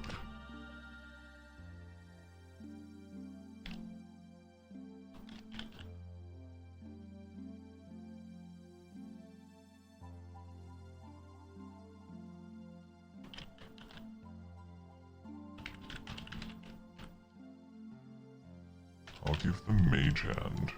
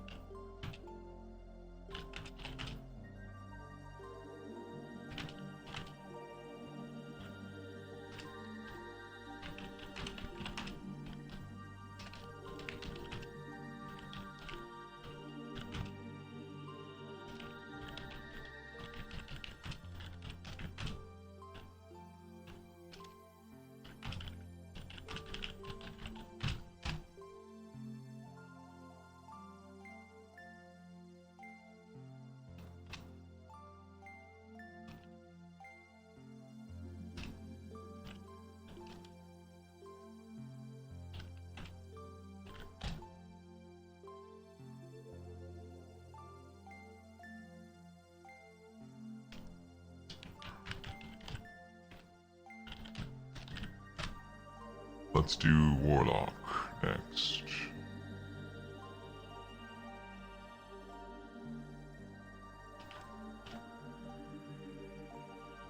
And half-casters, I think, the idea with half-casters is they will have a bit more starting HP and armor generally, but they won't get every cantrip.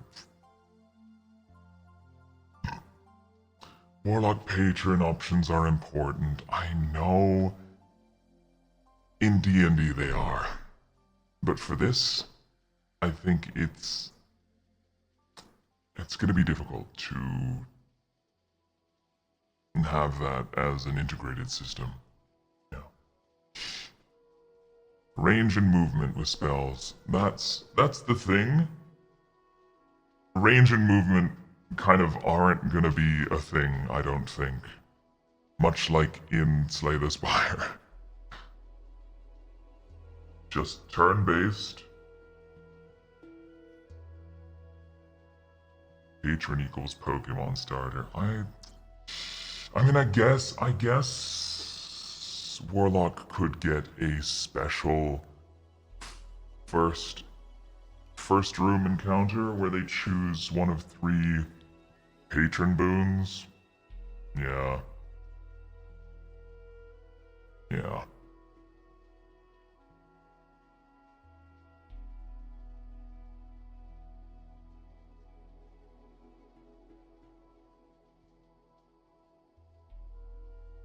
Random patron or a special encounter? Interesting.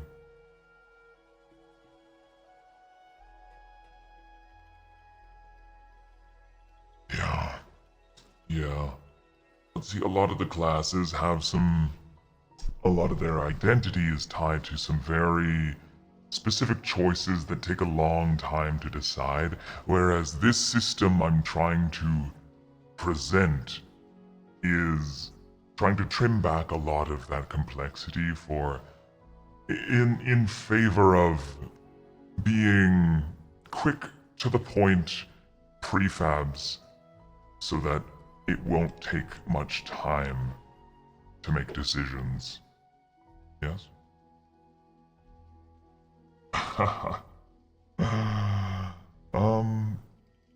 Potentially, but we'll see.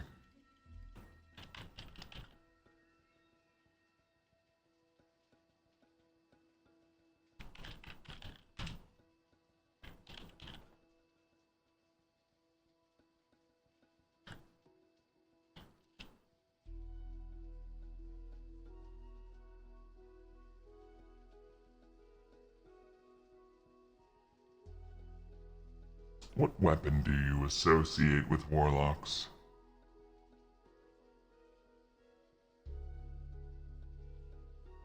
I guess it doesn't matter because the starting weapon is something you're probably going to be wanting to look to replace or enchant if you're going to do melee.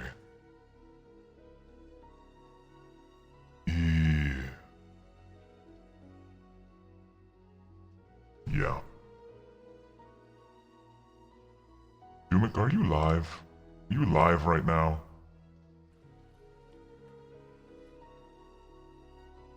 No. Well, whatever you're busy with,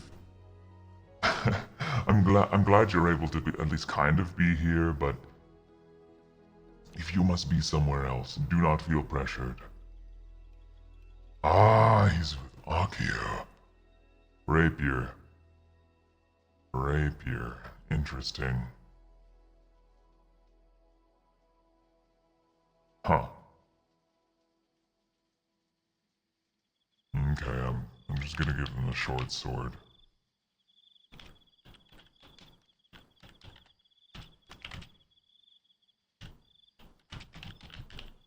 Wow.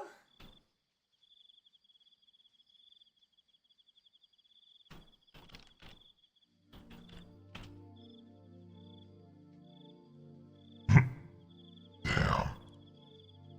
So they would have at least a +1 in con. And a +1 in strength.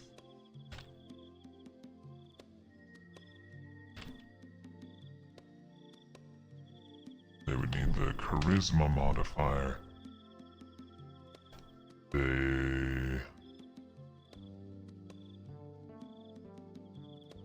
I guess that's what it looks like. Mm-hmm.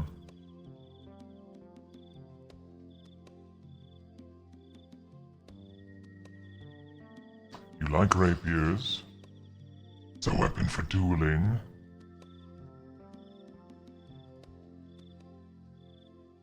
At least for me, I associate warlocks with like the polar opposite alignment to nobles.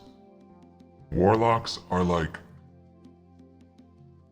typically shunned and less fortunate folks who were pushed to the point of borrowing power from a god of some sort, benevolent or not, by making some sort of pact or deal.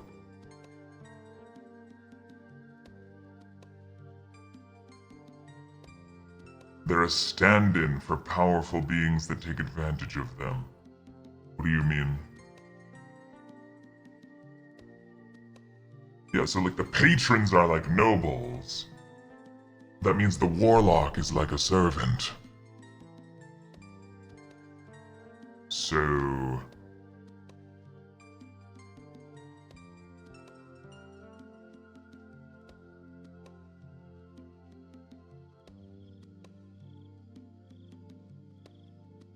Oh, I see what you're saying. I understand. I see your line of thinking. I do also feel like that's more specific, and I don't know why I'm deliberating so much on this concept. Because, it doesn't matter that much. Class ability. I think this half-caster... You know what, I'm gonna give him Eldritch Blast because that's the Warlock thing. And then it's free. But he doesn't get a spell because he only has one stamina point, technically, and no magic points to begin with.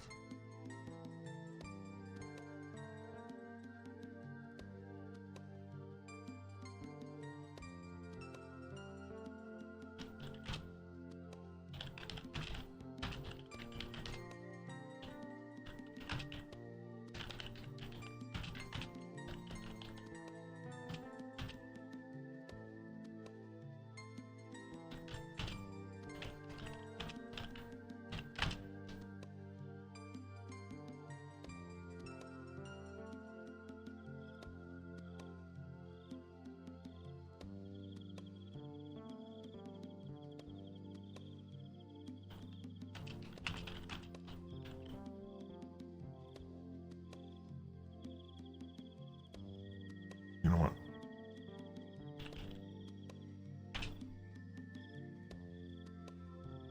Keep it concise.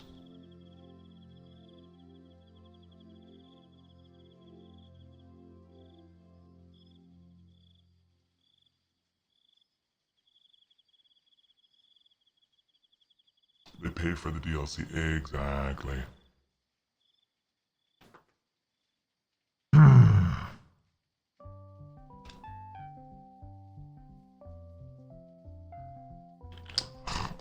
I'll put this in as well.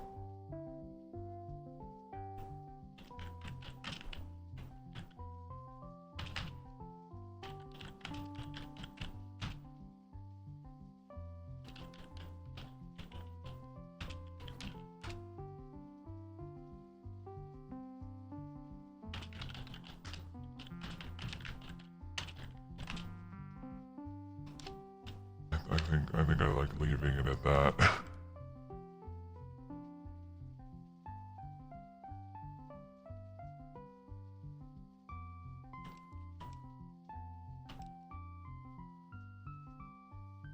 Because the system I'm going for, roguelike in nature, will not limit any given class from accessing potentially any of the other abilities.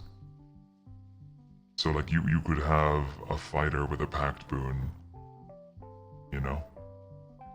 It just depends on where you go and what happens. It will be apparent when you choose which room to enter. So when you finish a room, there will be likely 2 to 3 different options of what your next room will be.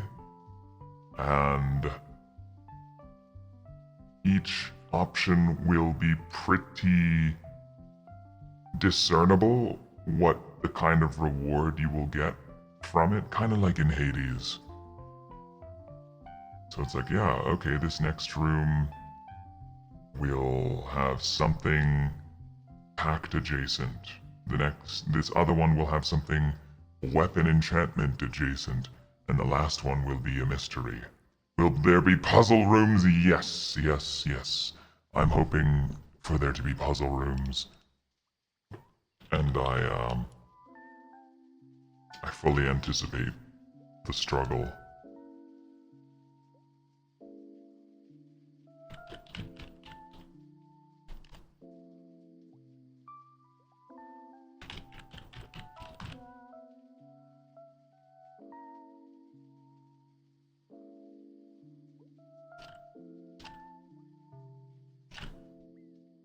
The barbarian's gonna be very interesting. Because he's like min-maxed. Wait, how many? 5, 7. Yeah, that's like all the stats they can use. Maybe +3 in strength and +1 in dex.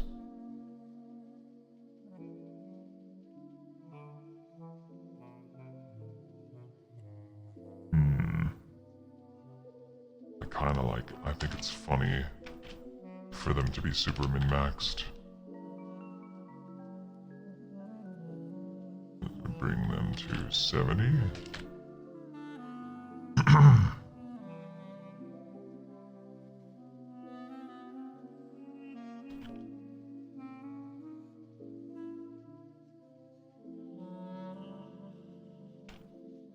Ugh. See, ugh, why does it do this? I know it's going to do this and I try to avoid it.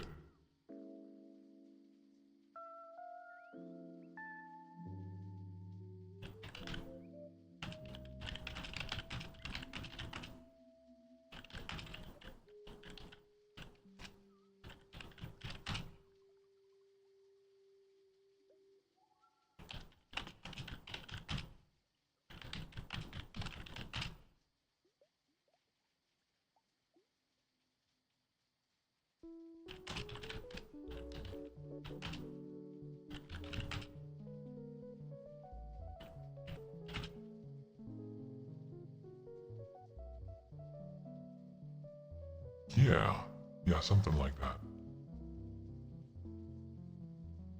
And then the armor, they're gonna have a little less armor.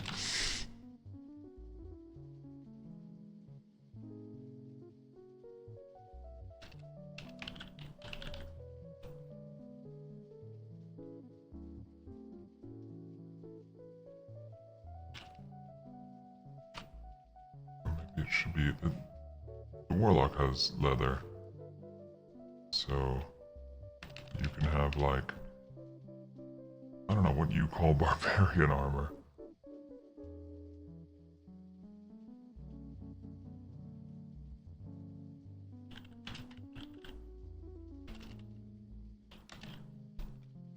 Just wearing a bunch of belts.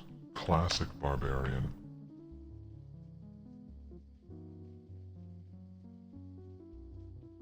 And they can have a blunt weapon.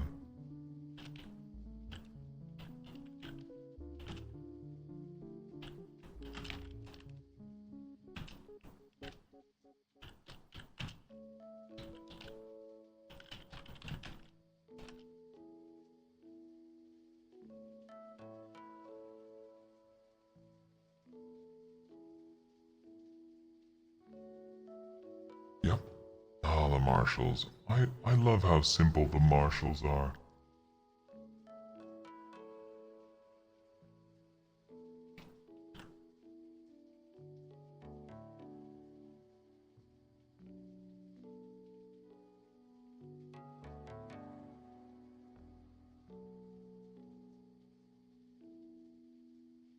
Hmm?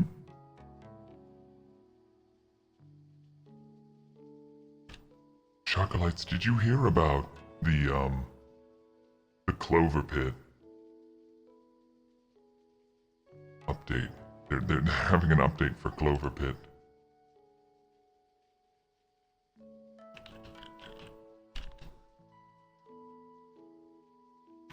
Yes. Yeah. Oh boy. When should I stream that? I want to stream that soon. Very, very soon.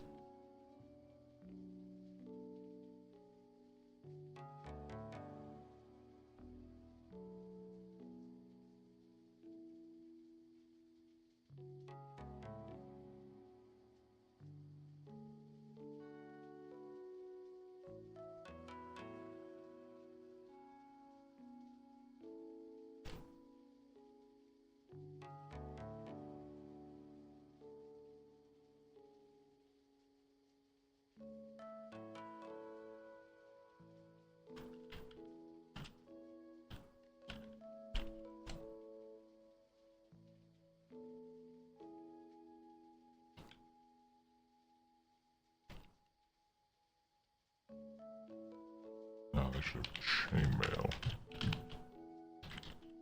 Which I believe is 15.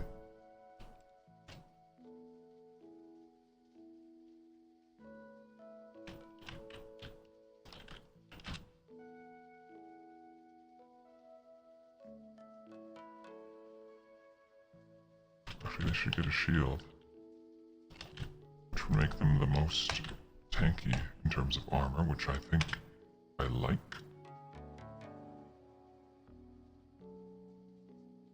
Well, so far. Why not do it on Sunday? I think so, because what's going to happen is I have the opportunity to potentially stream earlier than stated on Sunday, so despite me having a prior engagement, I should be able to, at least for a few hours, get a chance before that to play some Clover Pit, and I would like to. Can you boop me? I mean, much with everything, you do so at your own risk.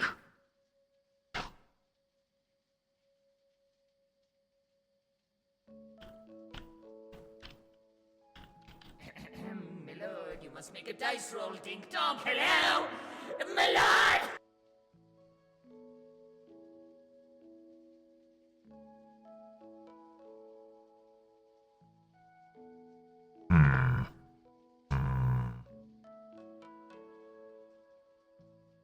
maybe just briefly. Yes, I agree, Paladin and Cleric. Well, Paladin, I kind of... You know what, you're right. I'll give Paladin a heal, because Divine Smite has been banned because of the lore and the setting. And you might be thinking, why the heck would I play Paladin? Don't worry, I'll make it worth it.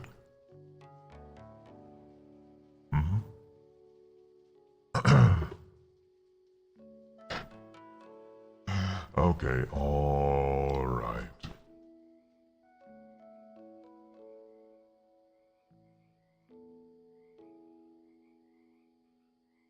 Oop.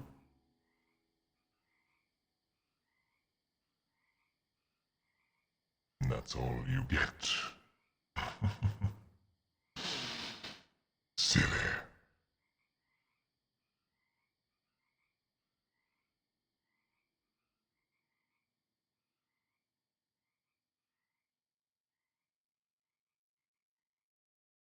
Divine Smite is banned, but Burning Smite, Thunderous Smite, yes, of course you can have those.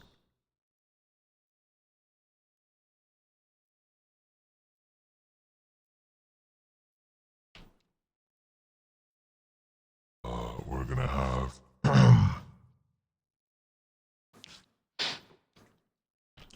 Healing Word.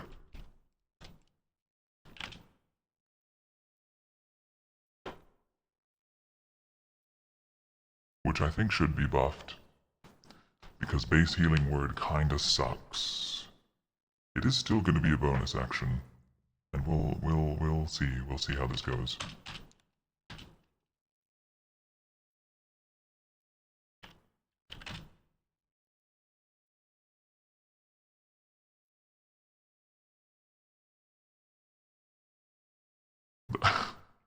Fishing in peace in Warframe? Never. Never! You couldn't ever fish in peace in Warframe.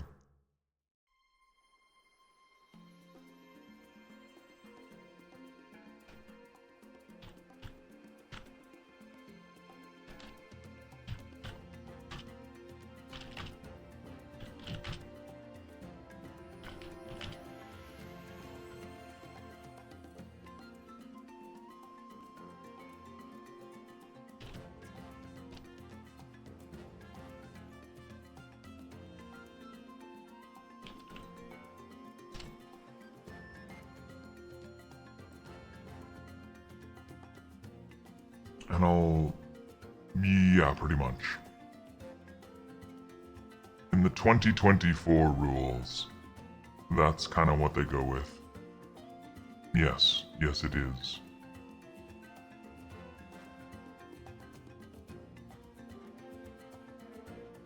Oh, but that's not their cantrip. What should I...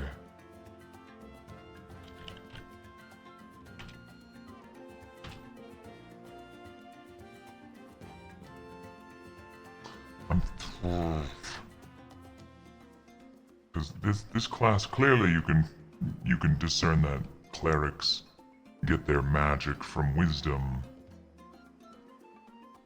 I'm just gonna have to have it be an unstated rule. It's fine. Detect good and evil, but I would give that. How can we determine, how can we put that into a more,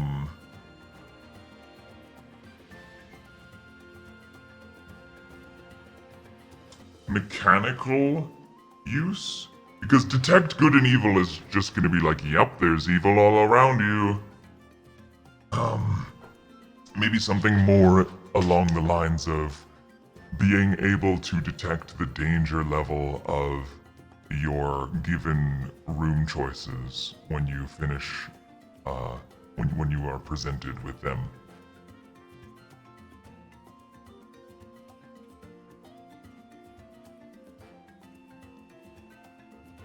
But also, with how I'm making casters, they'll come with one cantrip. One cantrip and one leveled spell.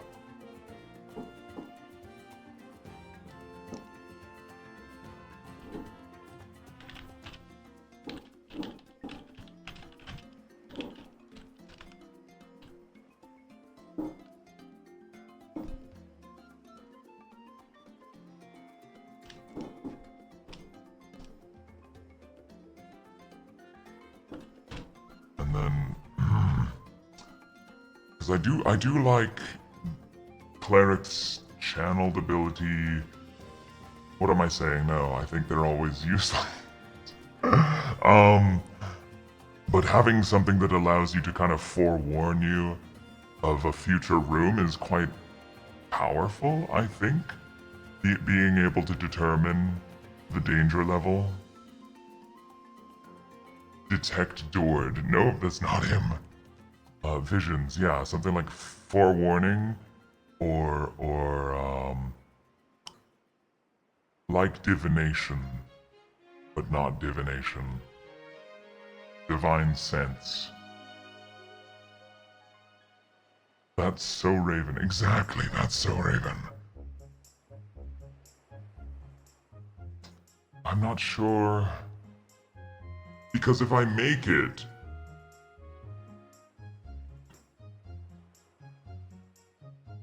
If I make it a free ability, there's no reason not to use it every time. But if I make it cost something, it could potentially, you know, compromise the worth that it gives in its information.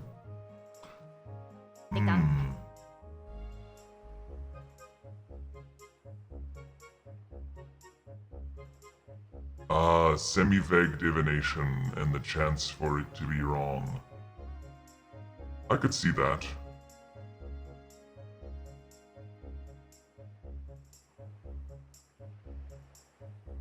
Why can't... Oh, you can't use the bell anymore. Whoops. Do I not have a 7TV Dink Donk version of that emote? I guess not.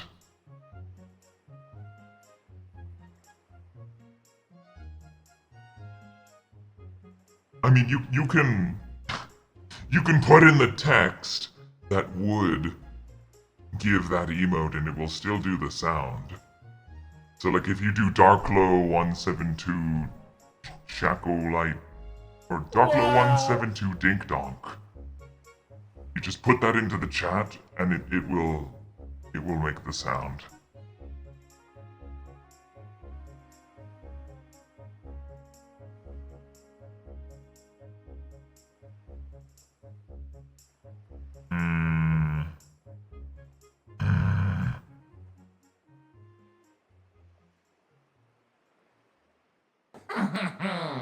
More loyal subjects for the Lord.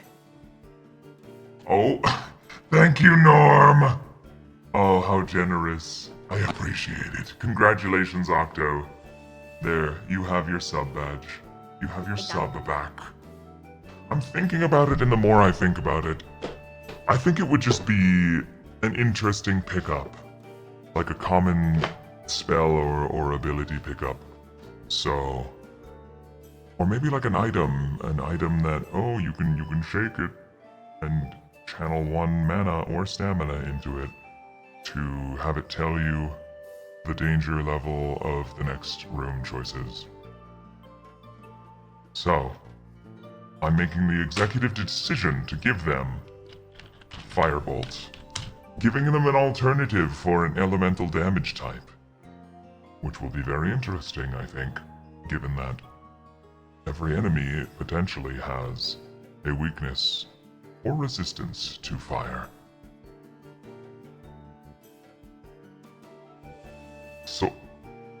Solest, hi, hello. It's been a while, I think. Solest, VT. How are you?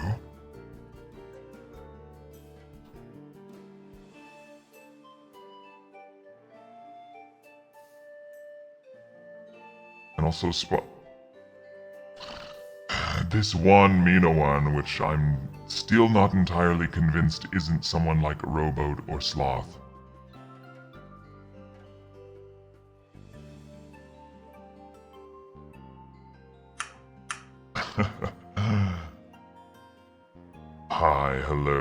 how's it going? Spontaneous one.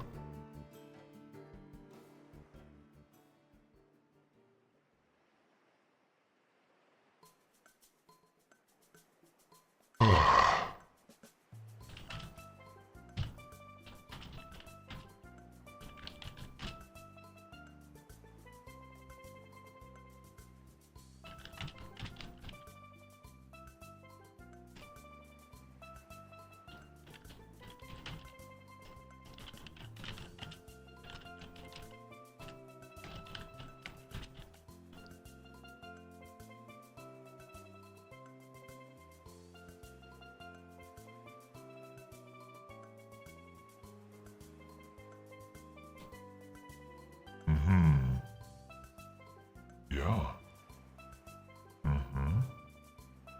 So that's the cleric.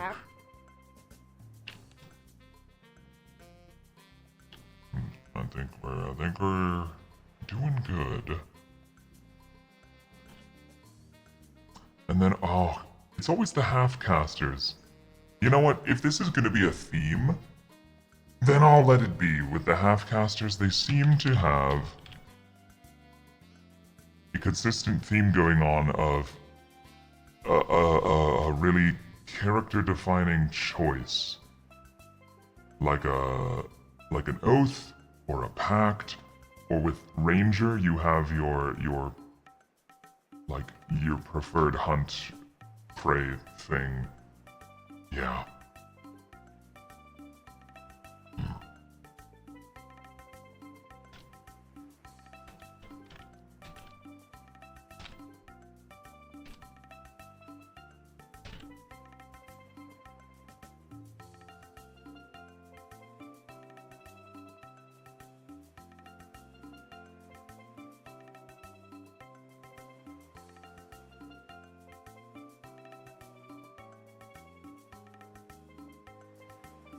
Exactly. Yeah. See. Maybe we. This is such a sloth type answer. You're not sure if they're not. If you're not this guy anymore. That's what I'm saying. That's what I'm saying. Sheesh. What am I doing? Just making character sheets.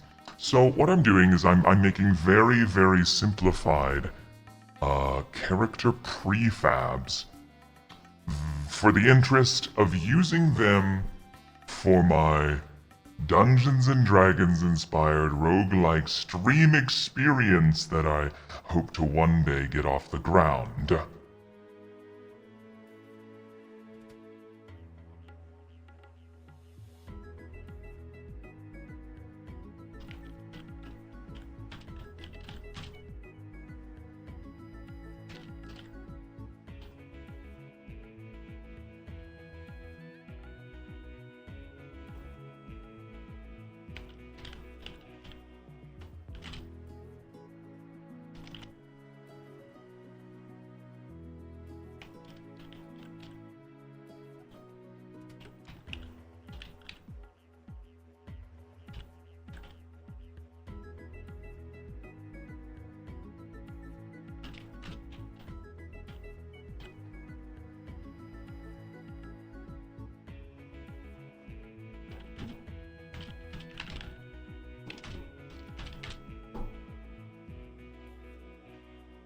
Do I give them a cantrip? Do I even give them a cantrip? I don't usually really have cantrip stuff. You finish your lurk and go to bed. You're excited to see how it will turn out. Yeah, well, we're actually getting things veritably done. We're putting pen to paper here, which is nice.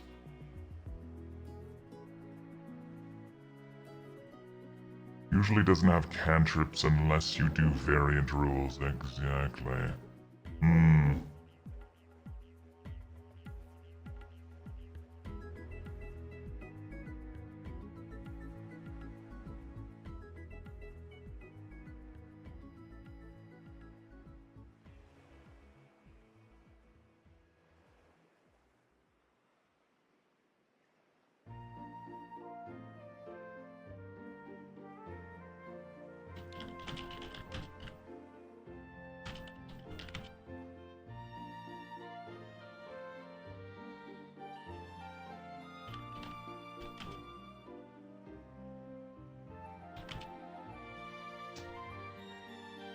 So this introduces an interesting question that I wasn't sure I was ready to face, which is what level?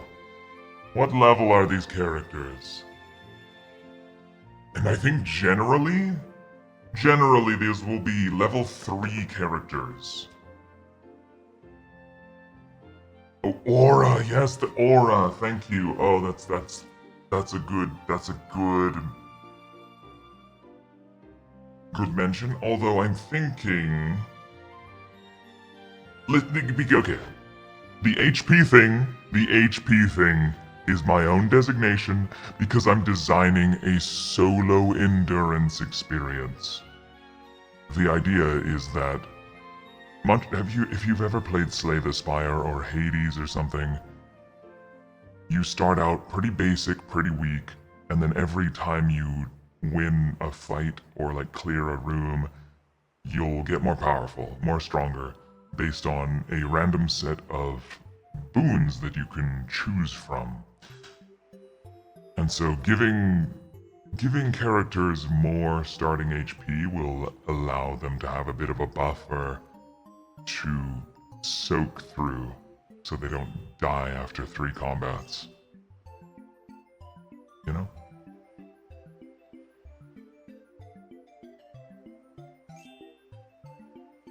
The enemies start and scale at 500. Exactly.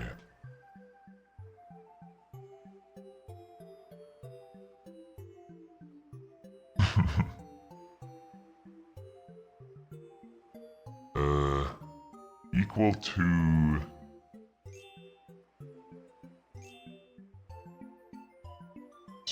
10 times level? 3 or 30, I guess, is the base pool.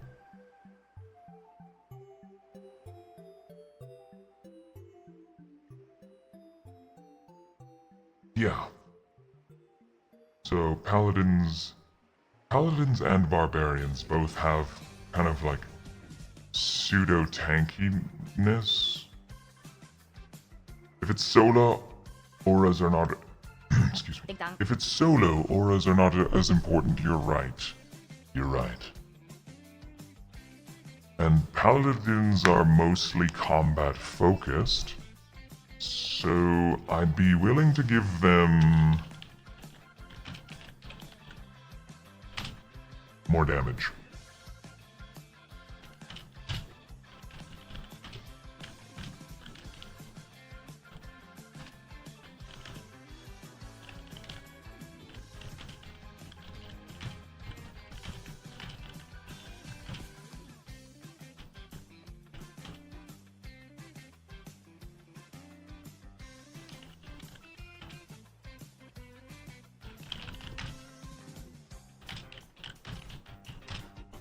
I wonder, should it be on your next attack? Usually, paladins can blow about 4 smites per rest. But will the frequency of rest sites make up for that? Plus,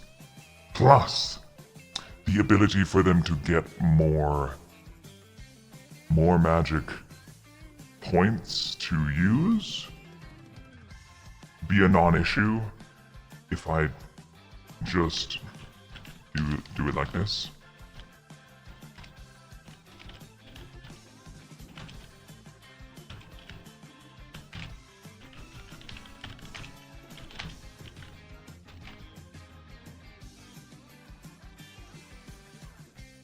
So they could do 2 smites before they're out of magic.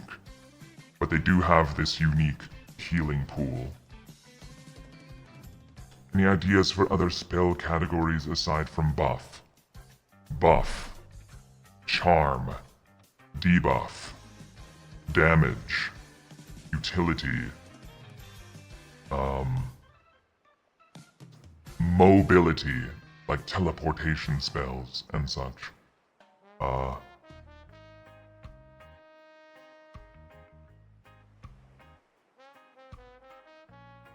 trying to think.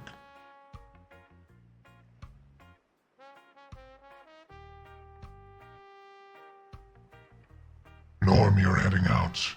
If you're not back by the end of the stream, good night. Good night, Norm! That's 6. That's 6 categories.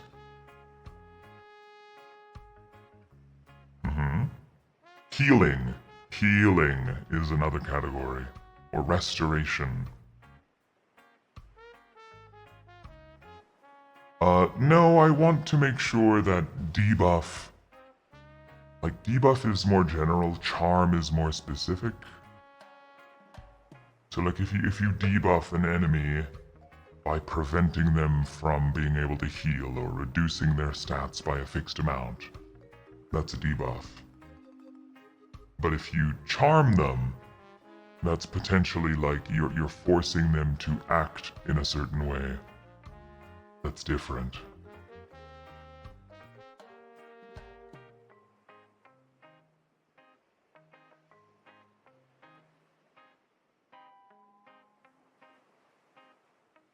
Taunt.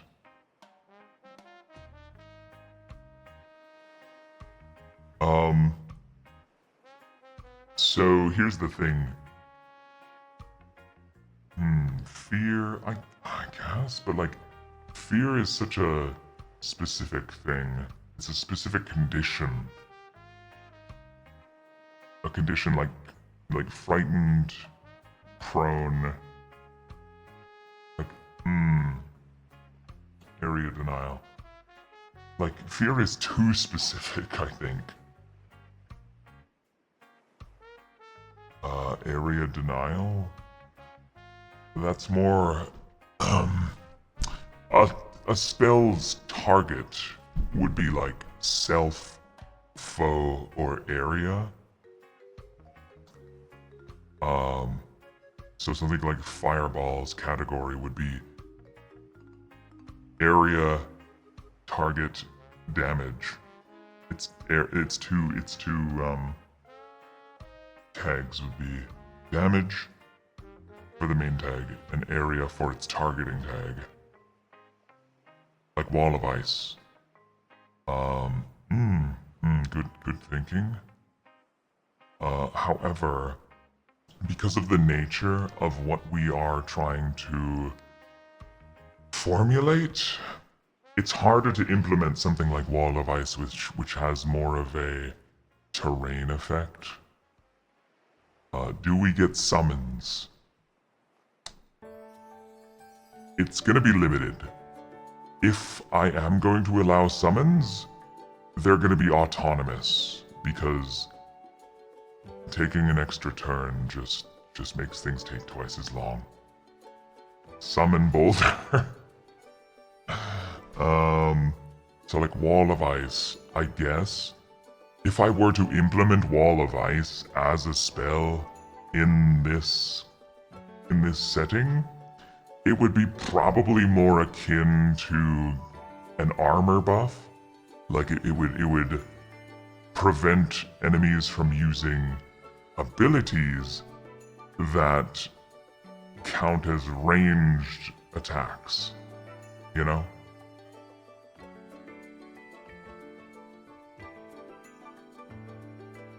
So in that way it would probably count as, that's hard to say, utility, I suppose.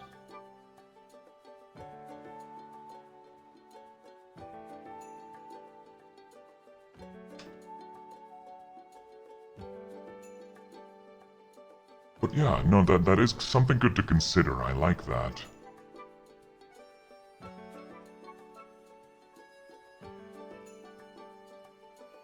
No, Celeste. Having something like a wall ability that would be a niche pickup, but very, very useful for certain combatants, I think is good.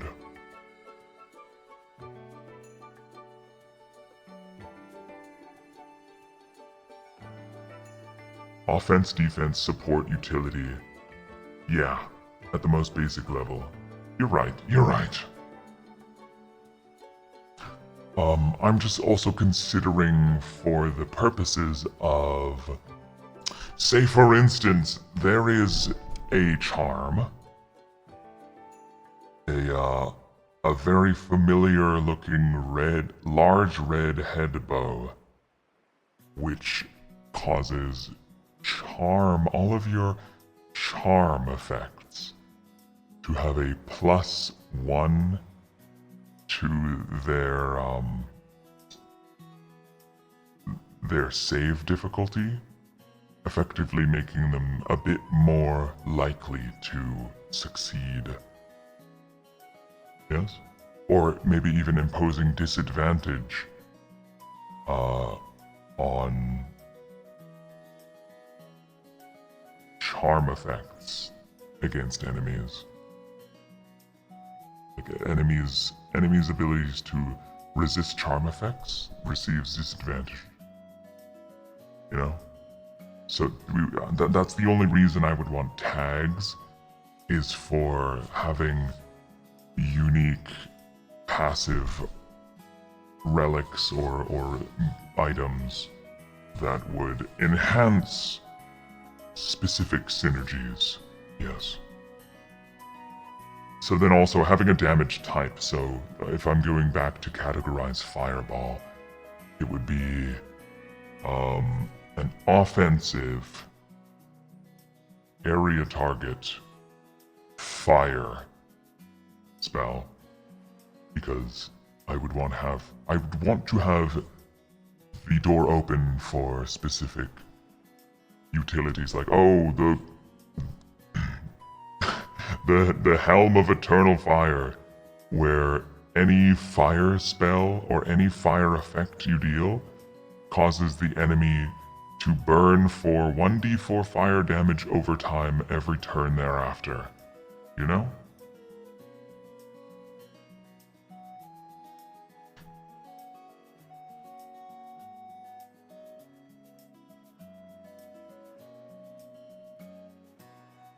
Does that make sense?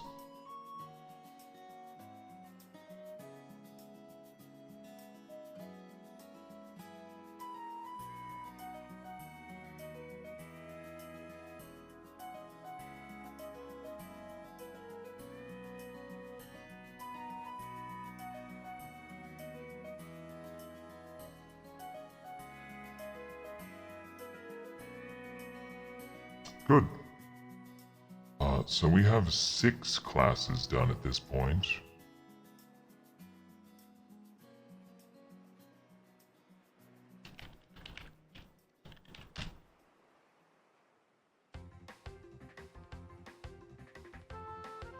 How many classes are there in D&D? There's Monk and Rogue for the other martials, right?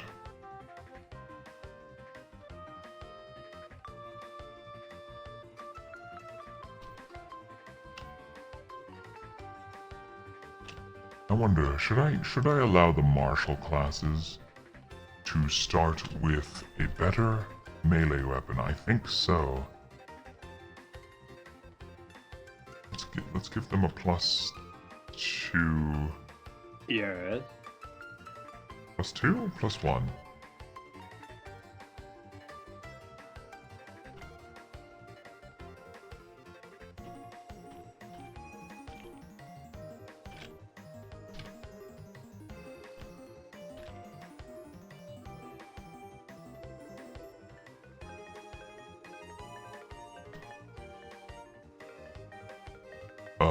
Blood Hunter, is that a martial or a half-caster? I don't know if I'm going to be including that one, at least not for now.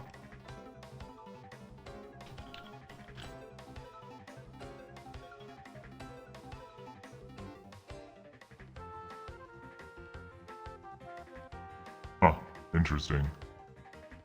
Monk, Rogue, Artificer's a half-caster. Barb, Fighter, Ranger, Warlock, Cleric, Wizard, Sorcerer, Druid, and Bard. Yes. So Bard and Druid will be our next full casters. And... oh, Sorcerer is also a full caster. And Ranger is the third Pathcaster.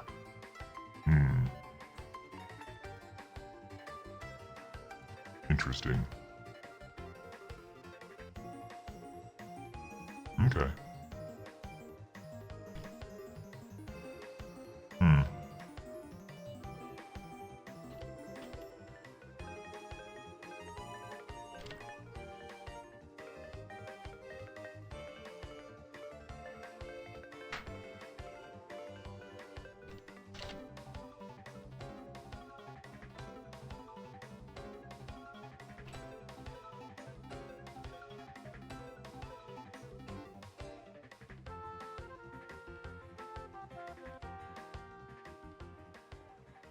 Yeah. You can lurk while you start on the lists. Nice, good stuff. You want levels as a tag for spells. Because of how I'm doing the action cards. Also, yes, I'll want to... Listen, okay, here we... Is Mage Armor an action or a bonus action? I think it's a bonus action.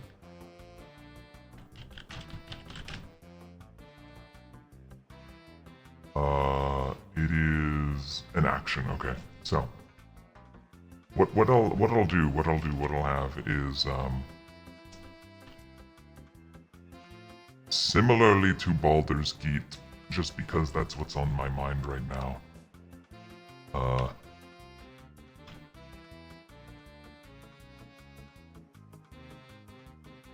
A grand circle. A grand circle means action. And a red diamond means bonus action. Yes?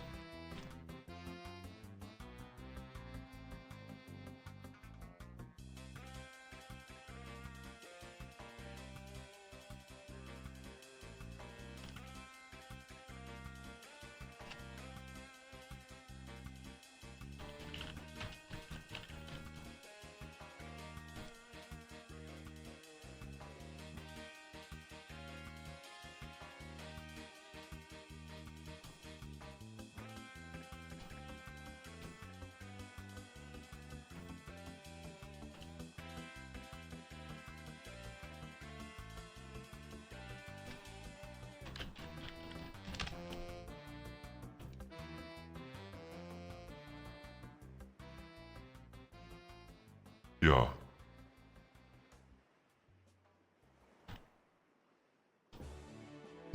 Is that easy enough? And then, oh, reaction. Reaction. I have to consider, I think I do want reactions because in a one-on, holy, the dog's going off. Yes, I think there will be reactions. You might have to give me a moment here. Because goodness the hellhound. There's something going on.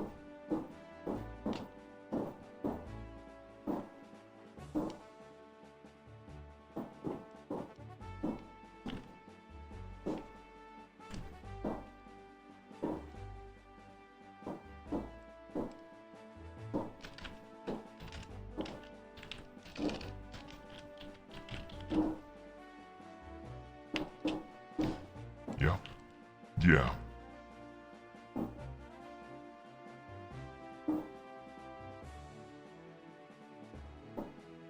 Okay.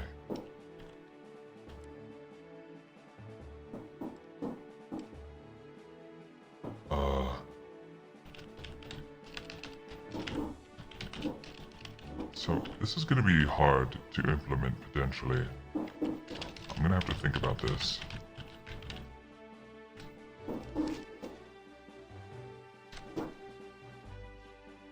I wonder if I just make it a...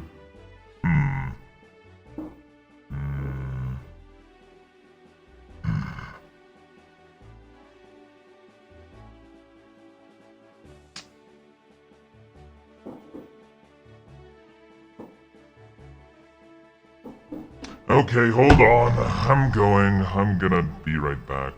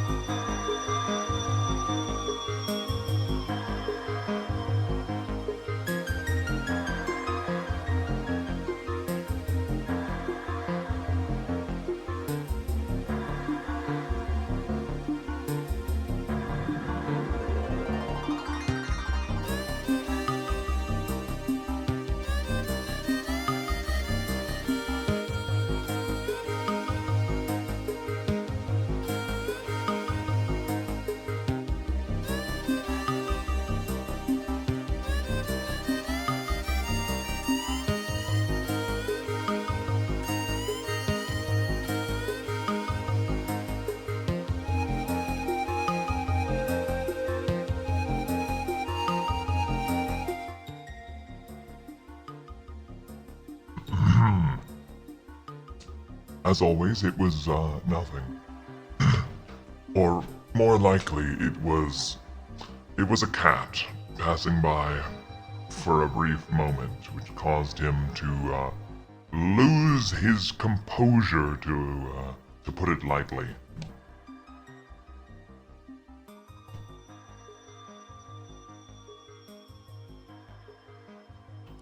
Okay.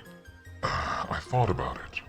I also was thinking about how hungry I never realized I was. So, grab some food. And sneak attack. While it is a thing, I'm inclined. I'm inclined.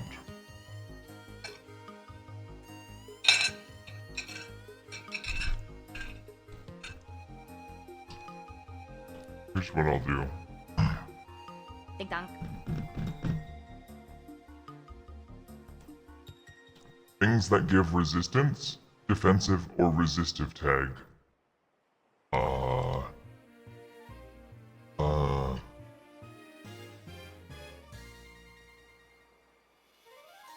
Defensive. Defensive. Okay, so I don't know if sneak attack will really work, is the problem.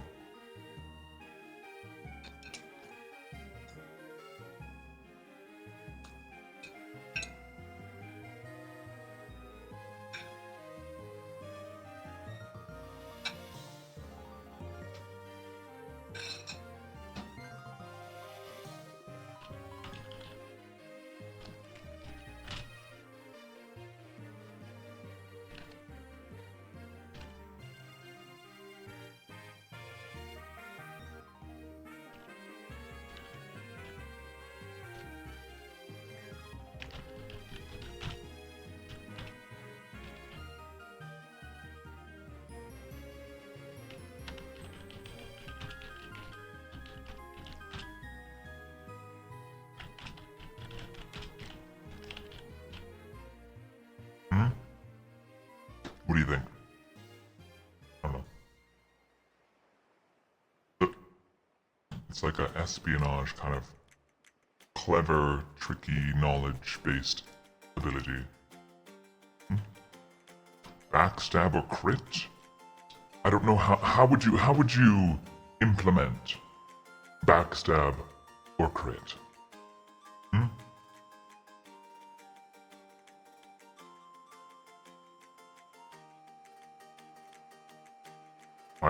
I'm wondering.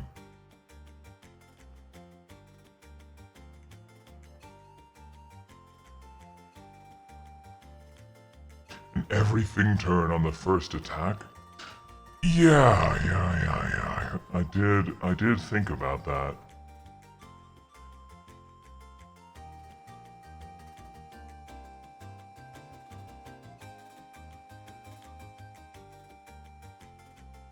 Well, I want it to be an attack or an ability that you can trigger. You know what?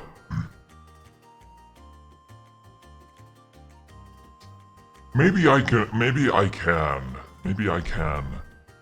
let them have sneak attack. I think keen eye, something like this, would be useful.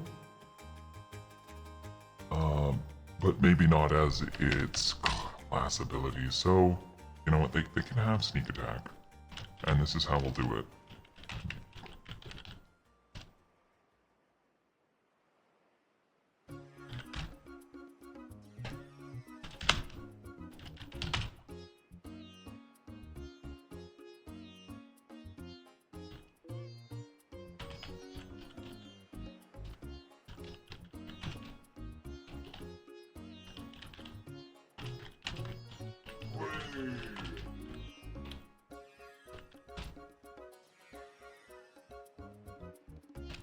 And then we'll give them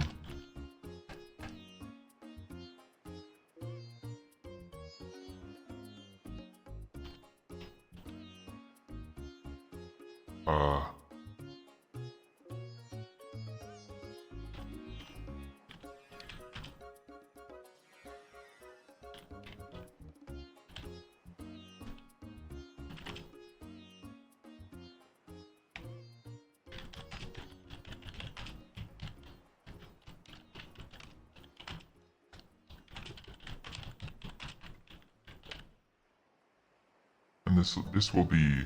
This is a passive, and this is a bonus action.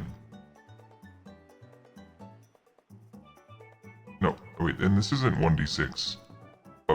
An amount of...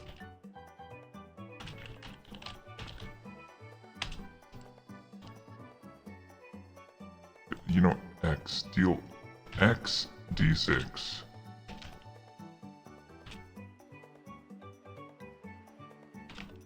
Where X equals level times 2? No, level. That's how it works, right? How to sneak attack? How many dice do you get to roll for sneak? I want it to be powerful. Because they only get leather.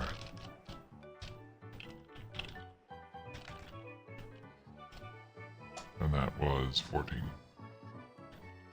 Keep it consistent.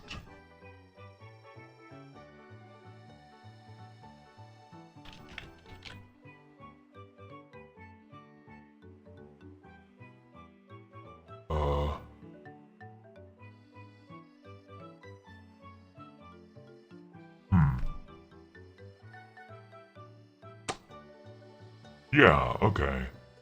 So it's kind of like half of level rounded up. It is half of level rounded up.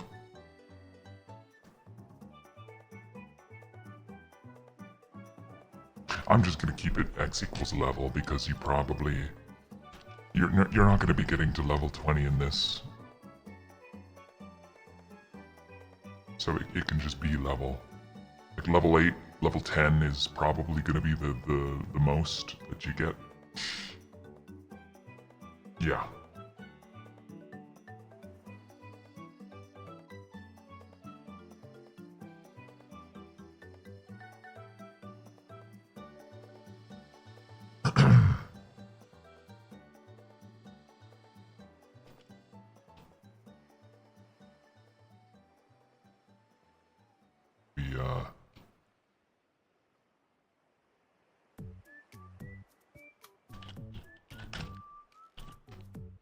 Be happy with Rogue for right now?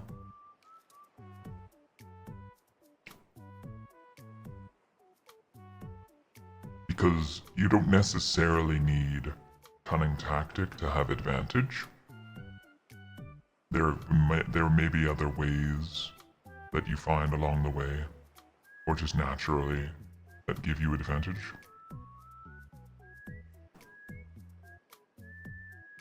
It's almost here, yes.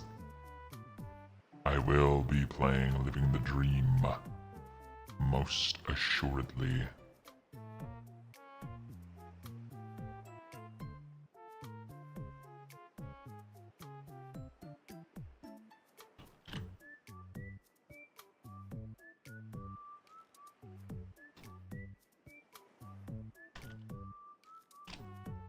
Now, Monk is going to be a bit tricky.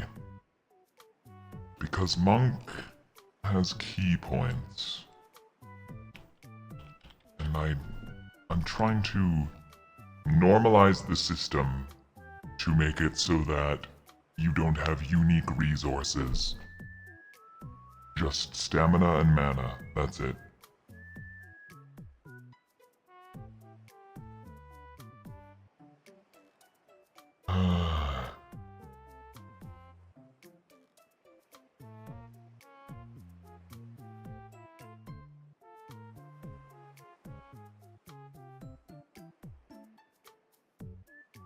Monks are kind of in like another spread. I wonder. They're more of like a... Yeah, 2-2-2-1. Or intelligence just gets kind of ignored.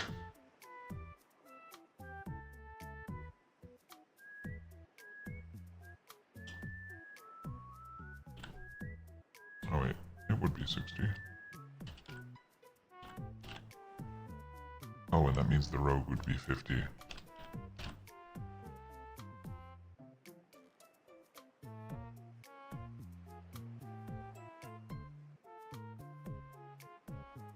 Yeah, that seems right for everything.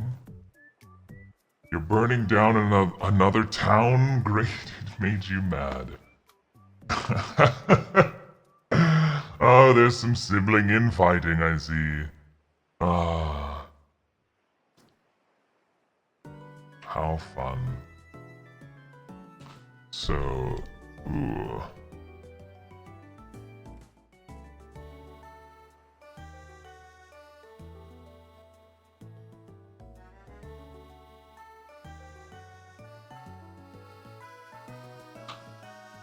How to not make Monk the worst. Ugh.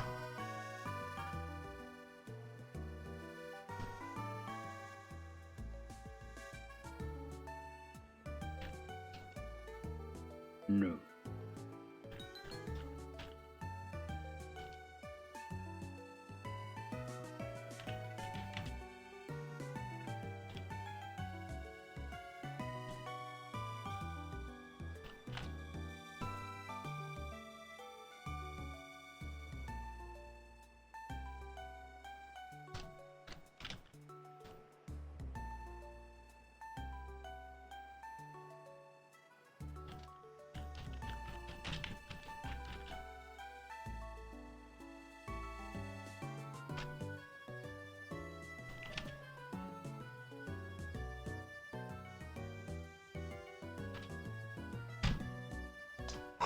Do I give them flurry of blows as well? So I think deflect attacks is going to be pretty important for them to have.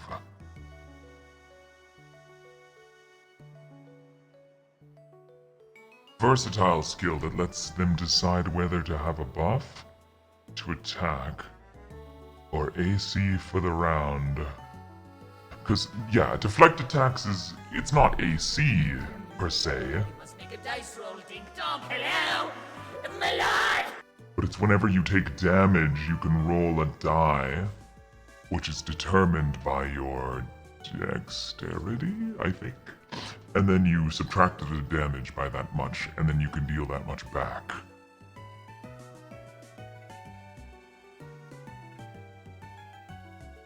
Timeout graded for lying and making you mad. With your tea that you hurl in the sea as you see me go by. Nope, it was a 12, which is middle of the road. Just slightly above average. 12, I feel like 12 and 13 are the hardest numbers for me to really rate or determine, because they're so like they're not bad, but they're also not good. 14 is like the lowest good roll, and 9 is like the highest bad roll. 10 is the middle of the road perfectly, and then 12 and 13 are just kind of just there.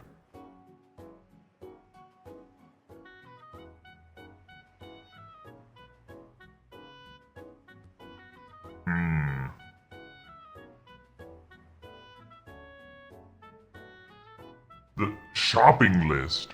Marley, this isn't a shopping list. I'm making character prefabs. What's the cooldown on rolling? I think it's a couple minutes. A couple minutes. Maybe just 1 minute. My lord, you must make a dice roll, ding dong. Hello? My lord! Timeout anyone who XDXs. Starting with you, Pippins, because in order to type that, you had to XDX. Got him! Where? Mods! Timeout Pippins for 10 seconds.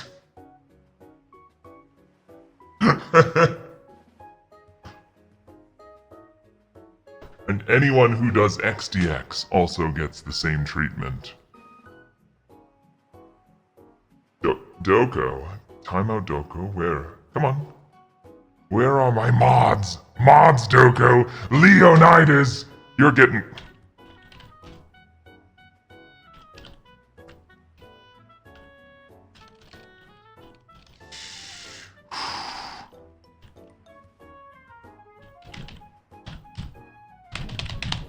Why can't I find your name?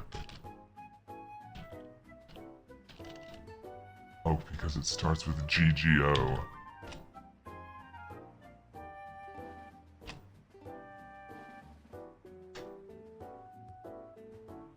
Yeah, basically. How does the TTS not work? Graded, it's because Tangia. Okay.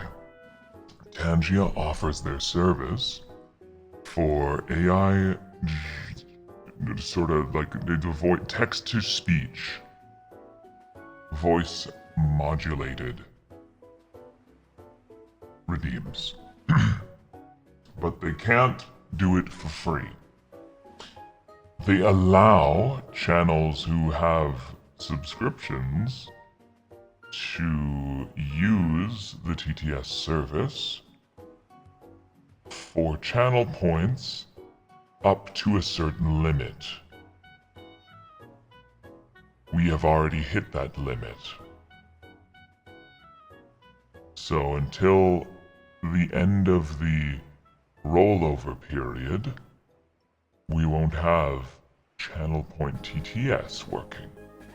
But bits always work. If you use bits to go through the Tangia redeems and find the TTS you want, it will still work. They take half the bits from Tangia redeem. Yeah, pretty much. I'm pretty sure when you use bits for Tangia redeems, a lot of it is going to Tangia. Mo, greetings! Your delayed you don't have to apologize for making an appearance, whether late or not. Know that none of you are ever expected or required. It is a privilege for me to have you here, and I realize that. Oh. Can you use recompense to roll to time out Leo for lying about hating strawberries? I'm sorry to make such an early appearance.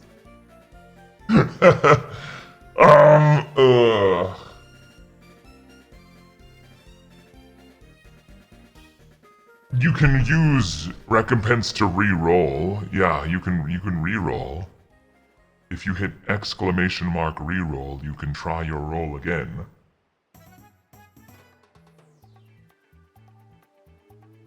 Or no, that's right. Leo wanted to time you out. I suppose.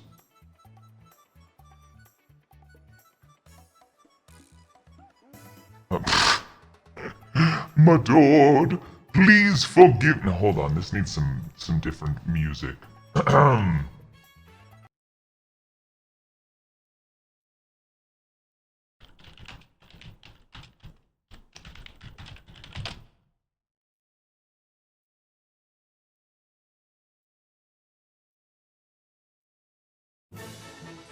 No, that's not the. Come on. Pond. But no, I gotta run a retraction. I've gotta stick with the facts. Yeah. I've gotta only tell the real story.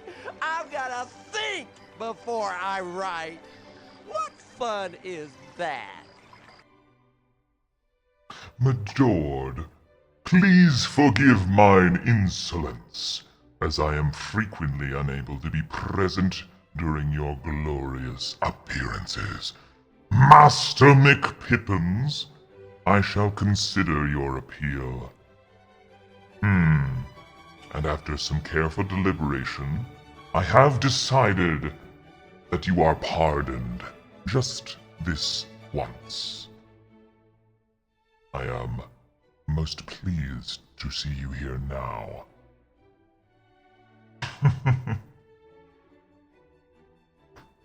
How was that? How was...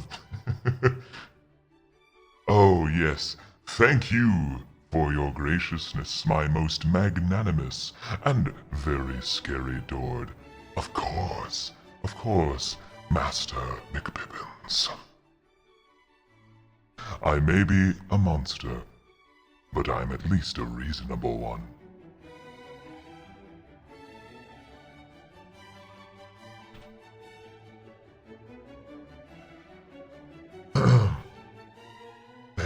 Hello, Dord. Well, I might ask you to address me more formally. However, as thou hast drawn a certain art piece, can I give you my best mafia impression? For instance, if I were to take up the mantle as mafia boss, let us peruse and perceive what Octo has provided for us.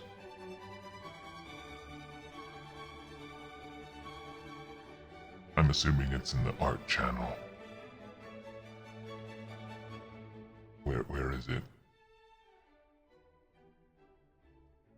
Did you post it? Oh, you're still making it. Oh, okay, I see. My best mafia boss impression. I need some different music for this one.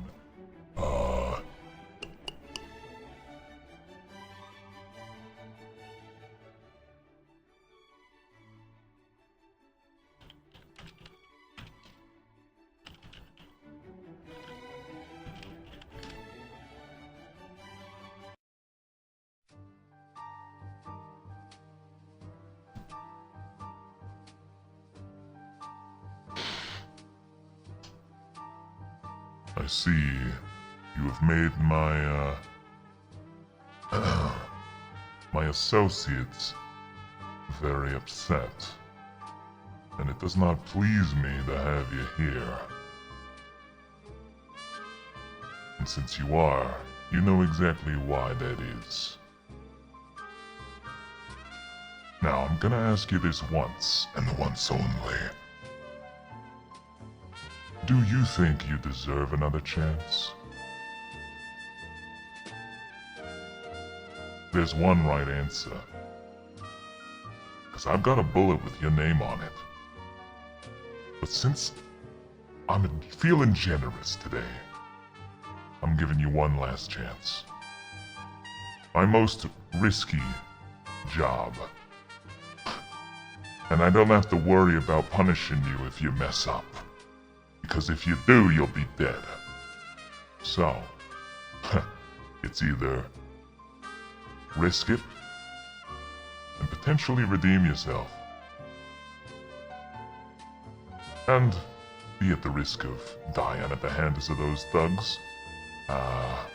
Or you could just choose to be put out right here. I leave the choice in your hands. Make it count.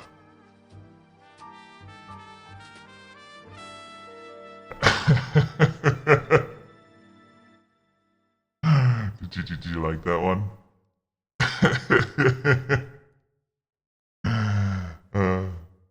Ding dong. I'm having fun with these. Do you count blink as movement or a buff? Oh, blink is technically movement, but yeah.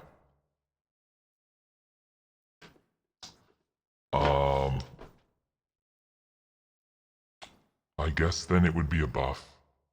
Like if we just break it down mechanically, it's a semi-frequent and tangible buff.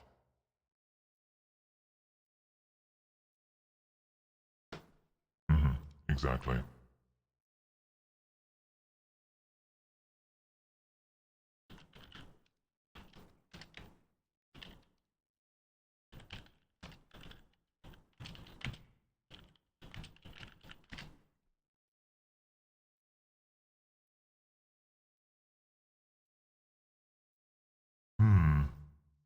Dennis.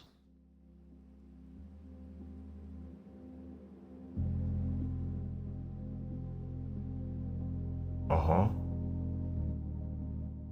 I don't know why this is called Dennis. Great. Anyhow, anywho, uh...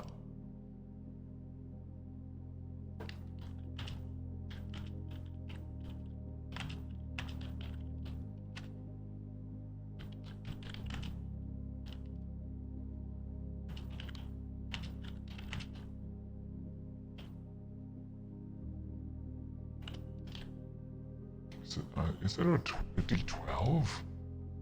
Hold on.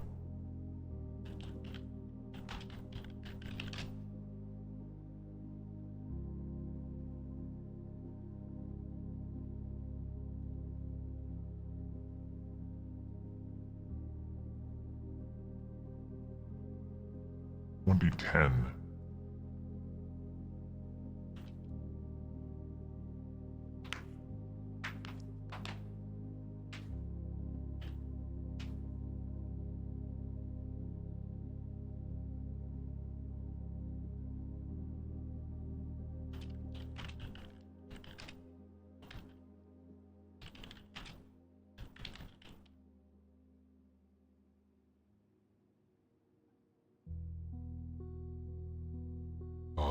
Huh?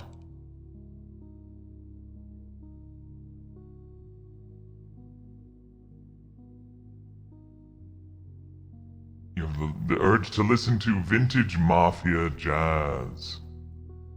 I mean, that's pretty based, and I think you should. I have no idea what this Dennis playlist is, so we're gonna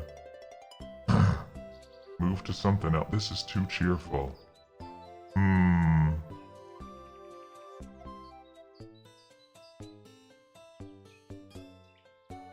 I was kind of into that one, the Wizard Stirring the Pot playlist.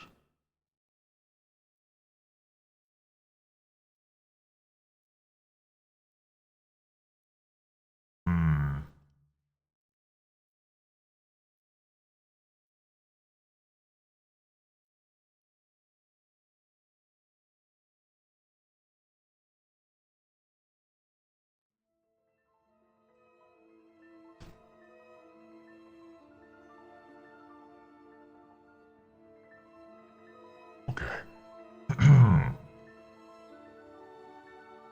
We're almost at 4 hours. I think we could probably do a few more if we just put our minds to it.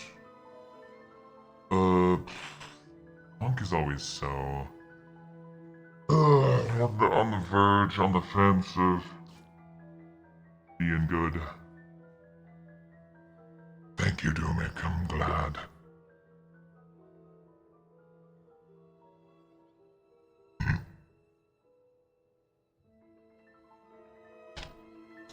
And then...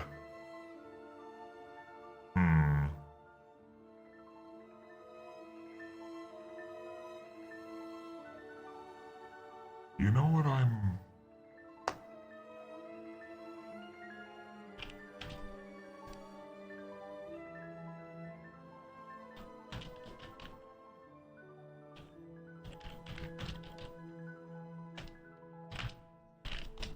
Yeah.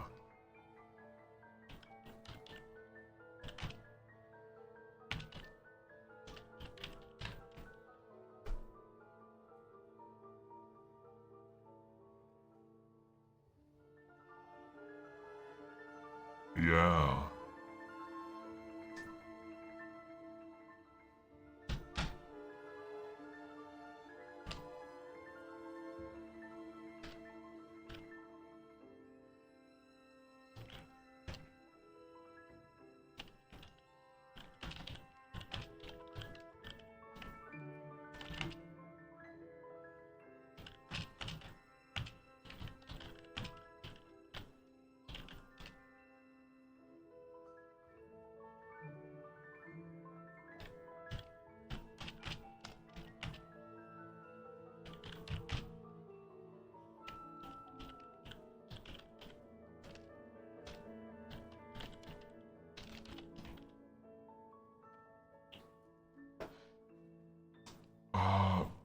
night I forgot to give the rogue. I forgot to give the rogue the dagger.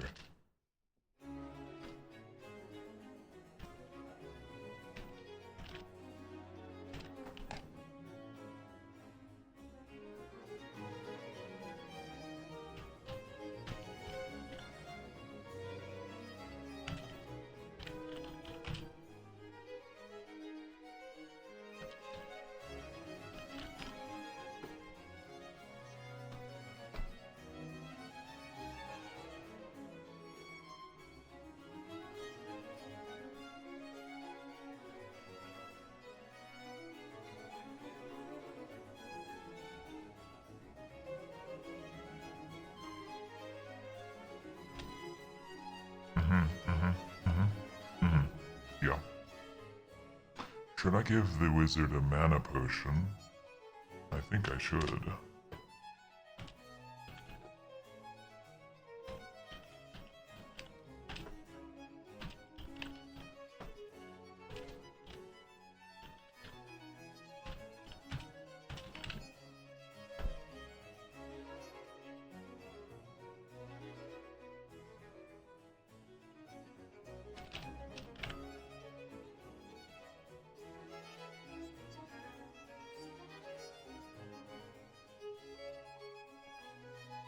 Yeah, that makes sense. Okay.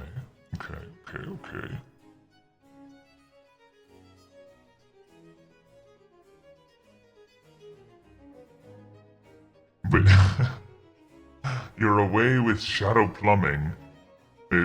Shadow plumbing issues, only to come back to see Doomik saying, "My Dord." Taco, are you getting a little possessive? Doomik just has so much love. So much love, and he just wants to show it.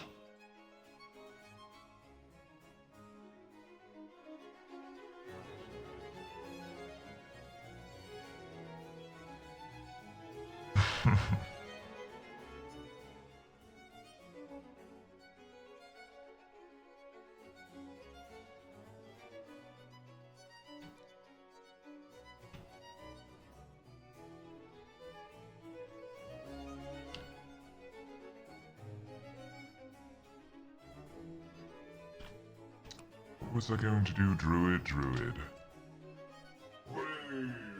Okay. Druid. A cantrip and a... Hello? Way.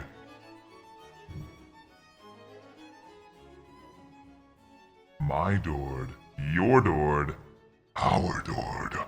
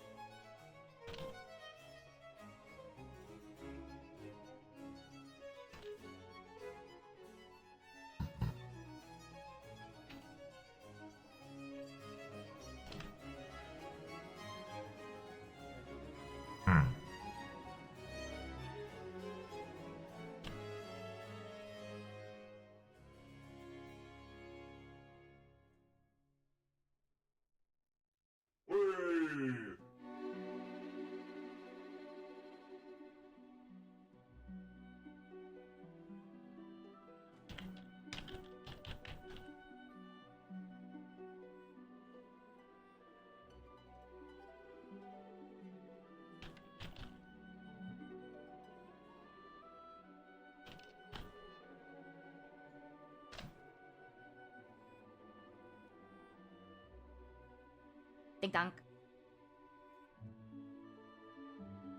Tag for concentration spells. You assume I'll change durations. Well, I am considering because concentration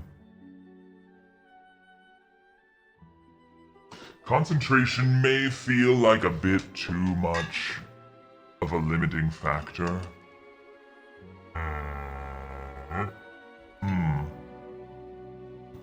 I haven't really considered it yet.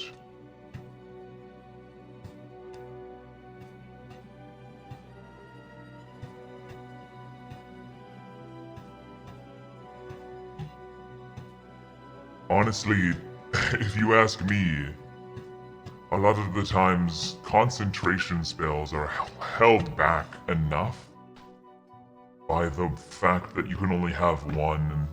You can only have one channel at a time, but further made a bit more risky because of the chance to lose concentration.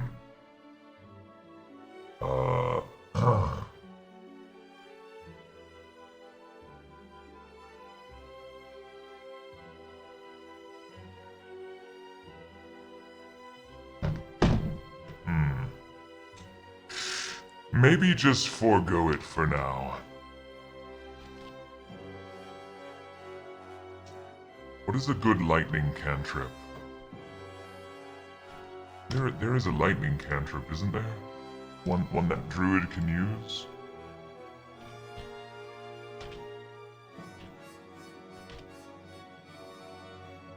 Shocking Grasp. Not typically, apparently. Oh, there's Primal Savagery. I do kind of like that. I do kind of like Primal Savagery for the druid. Acid damage. Yeah, we can have acid damage be attributed with the druid.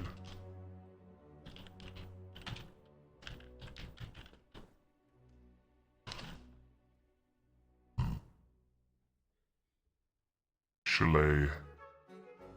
Yeah, Shillelagh is a classic. It is a classic, isn't it?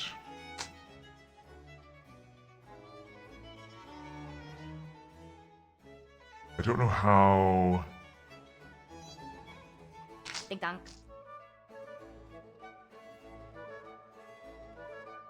I mean, I guess it would be useful.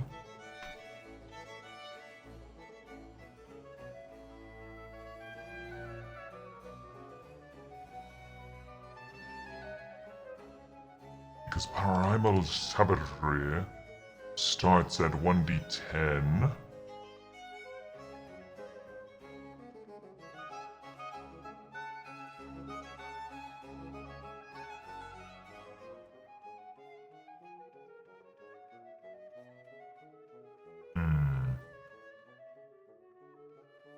And I could just make Shillelagh affect any melee weapon.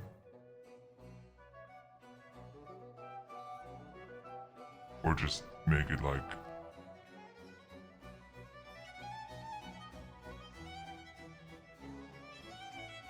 Spirit Strike, I guess.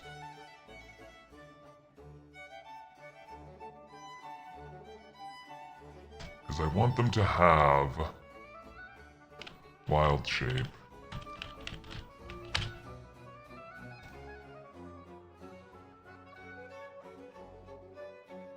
It's too much of an iconic class ability to omit. Acid Splash, Ray of Frost, Firebolt, Elemental Blast. I guess you could. Although Acid Splash, as far as I remember, is an AoE. AoE!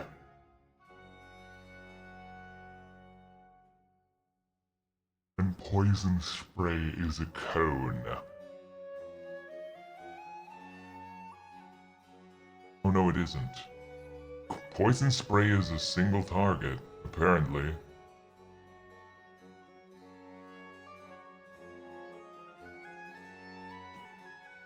Just different ranges and different damage numbers.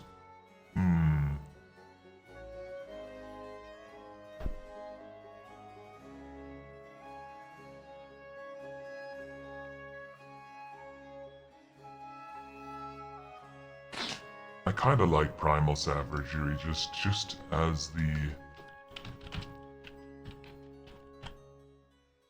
the flavor is there.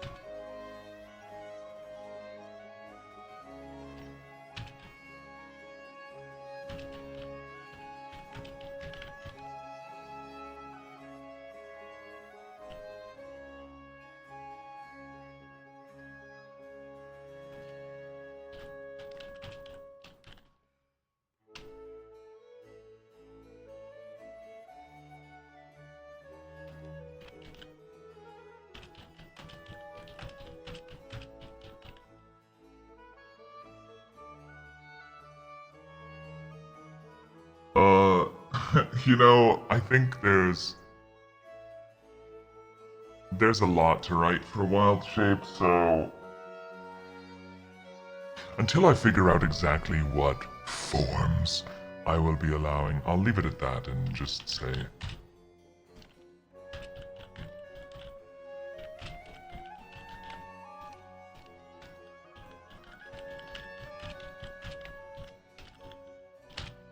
yeah.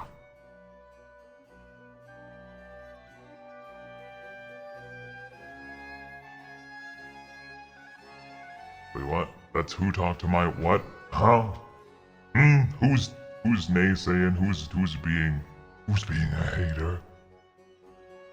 Skill issue. Why is Leo timed out on Discord? Wait, that's not fair. He got a head start. Oh, I see. You guys realize that your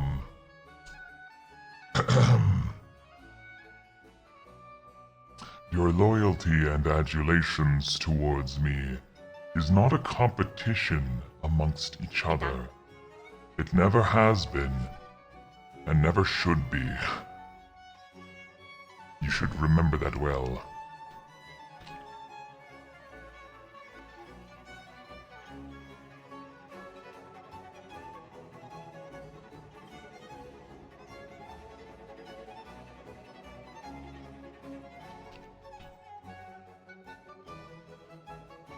You like being silly? Yes, you do like being silly. You could have a rare boss reward, for the end of druids to be like flying form or swimming form. Yes. Yes, the idea is things like improving all of your cantrips would be, potentially a reward that you can route, that you can actually work towards rather than it being random. Same with improvements to your class ability, as well as each class having higher probability to see different boons, like the one that we're saying will let you deal extra damage with piercing damage when the enemy is vulnerable to it will be more common for rogues. By how much? Maybe by like... It would be maybe 10% more likely to show up for a rogue. So not guaranteed, but yeah. And of course, like druid spells would have a slightly higher chance of showing up when you're starting class as a druid.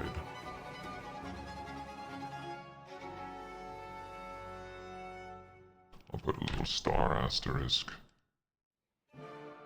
Now,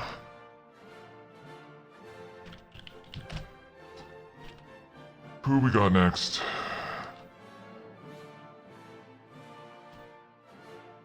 It's none other than the sorcerer.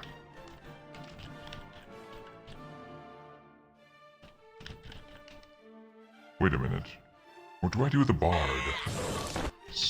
I'll do the bard because sorcerer is too close to wizard for me to prioritize it, if I'm being completely honest.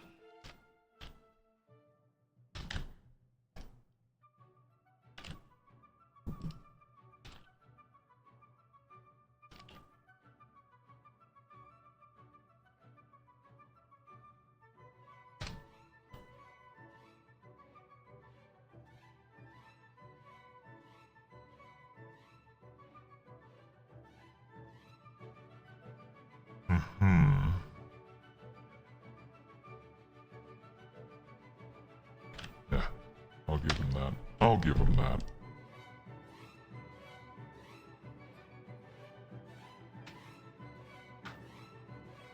Wild magic sorcery.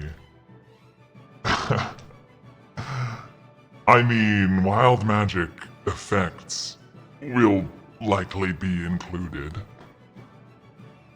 To some degree. To simplify making the spells, make an element chart. Valid for all the spells, like fire. 1d10 pure damage? What do you... cold. 1d10 slow. Acid. 1d4 armor reduce. Poison. Well, these attributes, the things that you're proposing, like cold, making the enemy slow. Like, first of all, I asked to what degree, because movement won't be a factor. And also, it won't ever be inherent.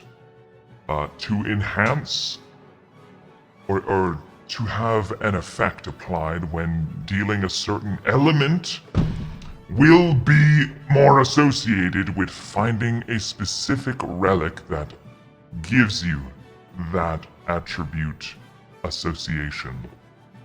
So like, oh, you find relic of the frozen tundra, the frozen horns of the tundra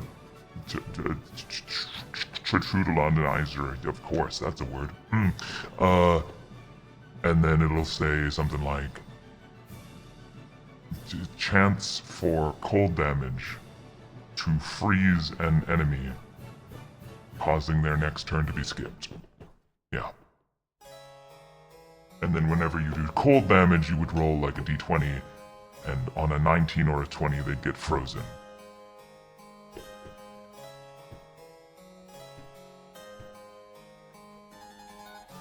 That's 10%. 19 and 20 is a 10% chance. It's easy because every digit on the die, because 20 is divisible by 5 for 100. Every digit is 5%.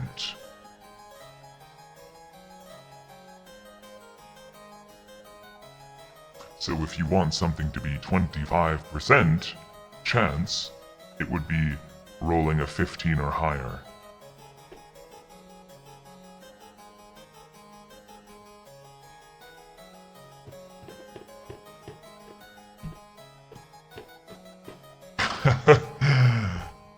Yes, yeah, exactly.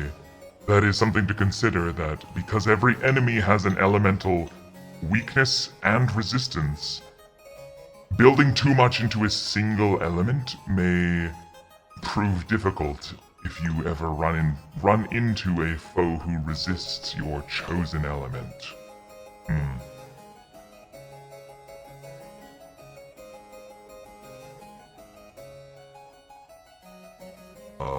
Oh right, yeah, we want Bard. Bard is a vicious mockery, of course.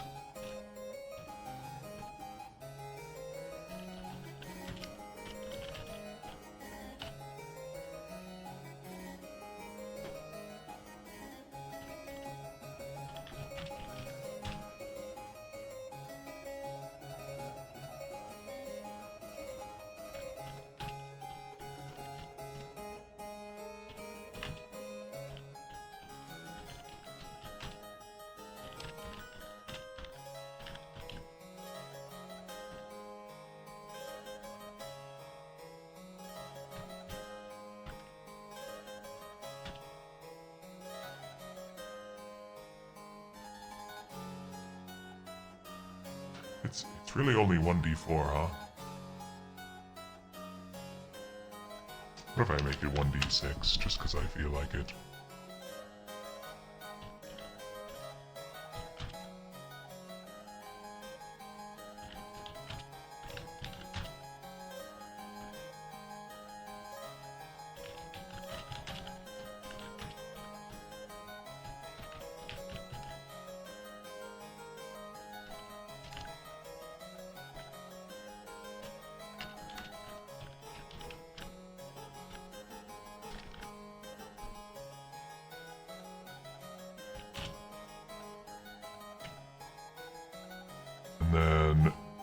can their spell be? Or their special ability? Special ability or bard spell? Do we give them silvery barbs? Silvery barbs is like the de facto annoying bard spell.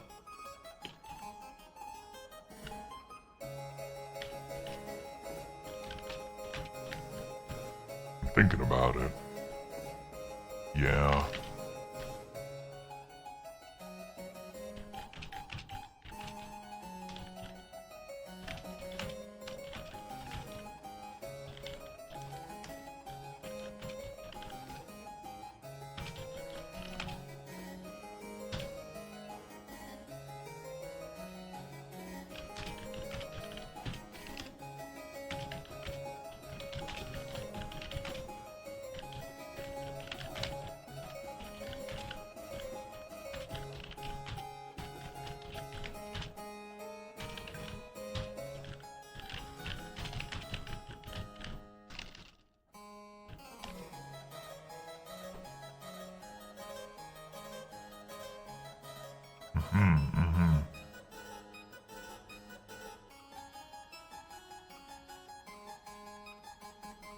We'll do one more half-caster before we go, but we have reached the 4-hour mark. I think we've done pretty well so far, eh? It's been quite a bit to try and reformat some of this. But yes, Ranger, I definitely want to have here.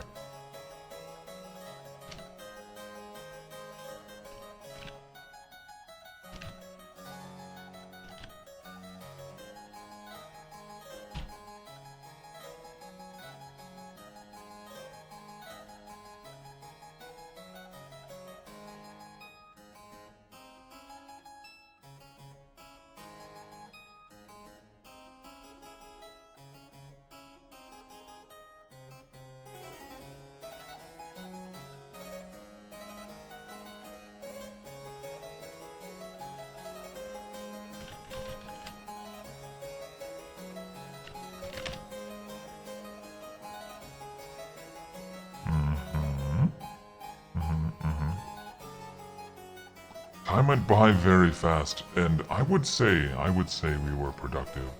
Oh, whoops, I forgot to give Bard their rapier. A rapier, and their armor. They're gonna have cloth.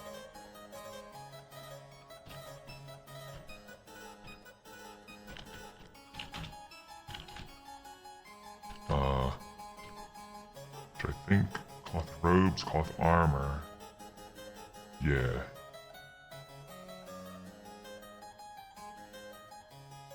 Why did I make this cloth robes 12?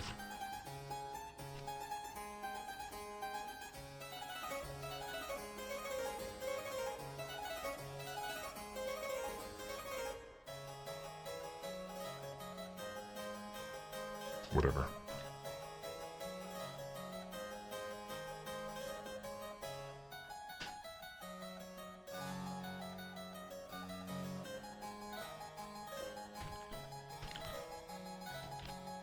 And this is piercing. And it's a D8.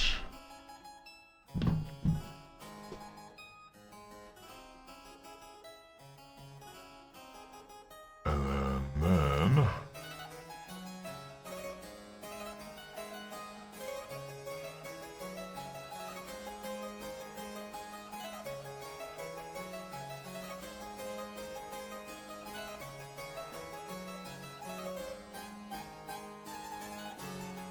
Ranger, yes. We're gonna give them what is it?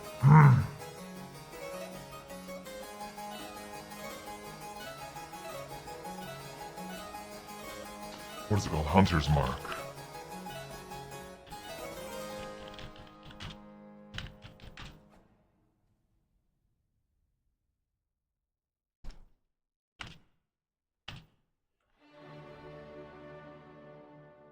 I'm just gonna have it guaranteed to work because it's gonna. Hunter's Mark is a spell slot spell, yes?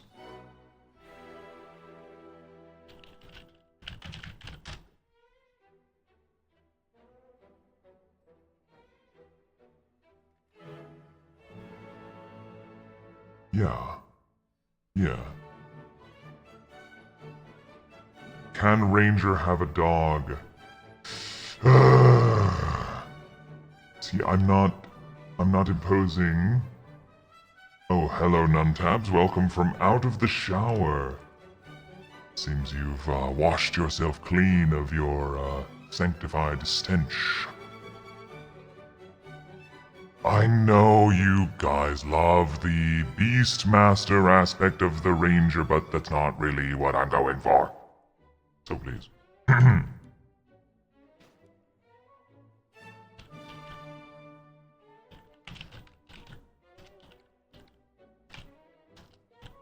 No dogs, unless it's something you find.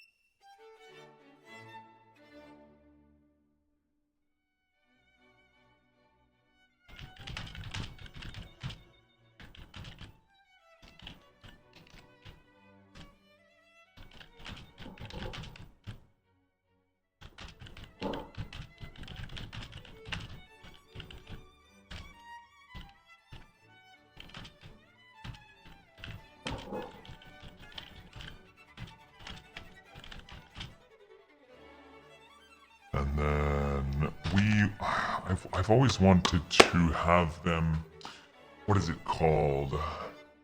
Isn't there some, it's not favored foe. Well, I mean, it is favored foe. But there's like new rules for how that works.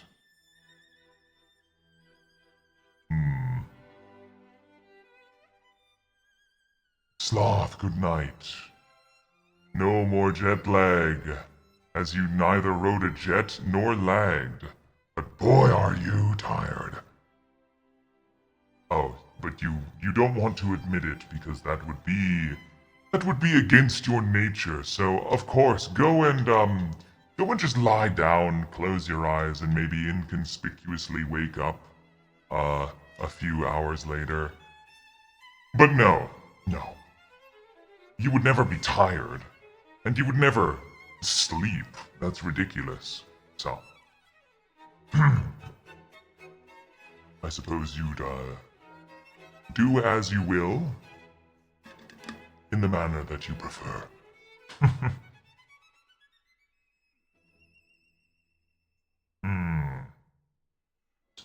Let me look at this. Let me look at this up. Favored foe.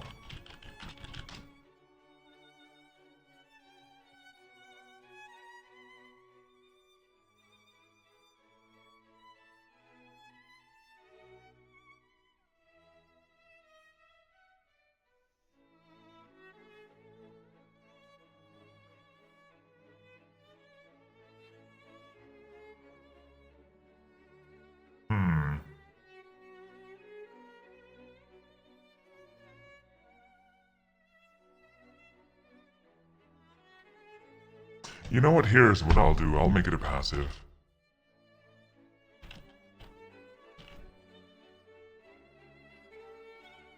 Because I like interacting with a multi-shot attack? A multi-shot attack. You want a multi-shot attack? Well, again, all of these fancy things that you can build around are going to be things that you will find along the way. But to start, every class to start with is going to be very basic.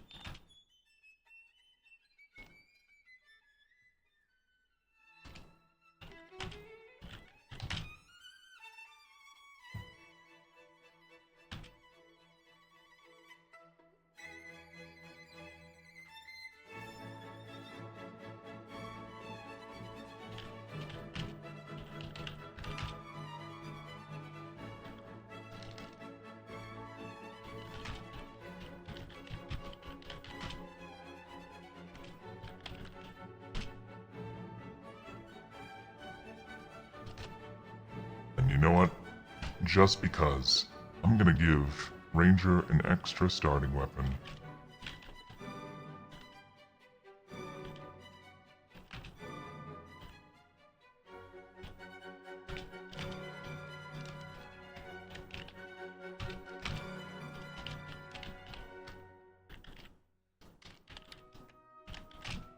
Yeah. So that they can take advantage more consistently. I think you just hit exclamation mark recompense to check how many you have.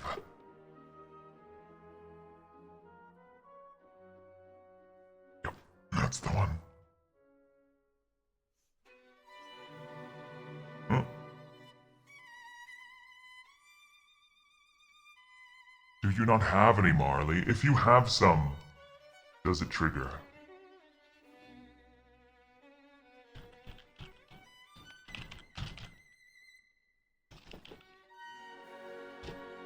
Let's see.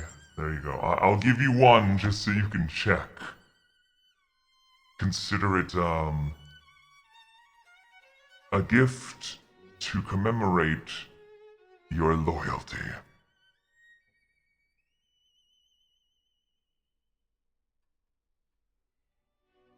It could have been on cooldown.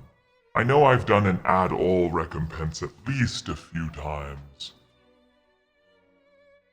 But it only adds recompense to everyone currently counted in the chat. Now, Marley, can you test again?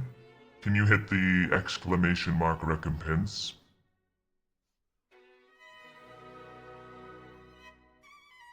Oh wow, see, look at that. You have 7.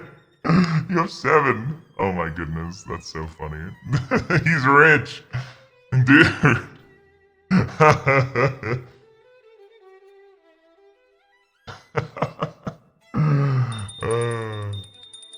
You have an update. Where is your update?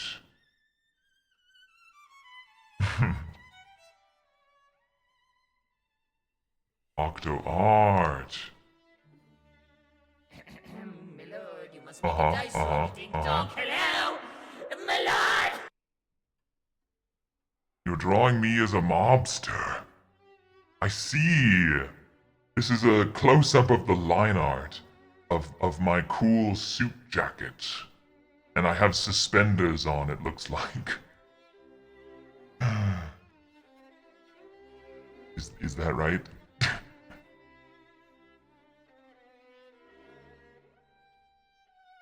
Oh my gosh, Scott. Scott with the 13 recompense. Excellent.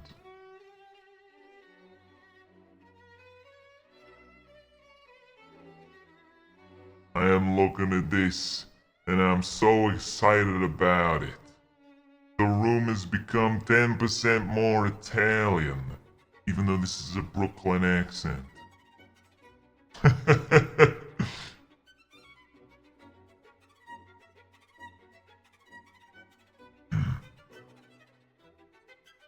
Listening to the Godfather music, nice.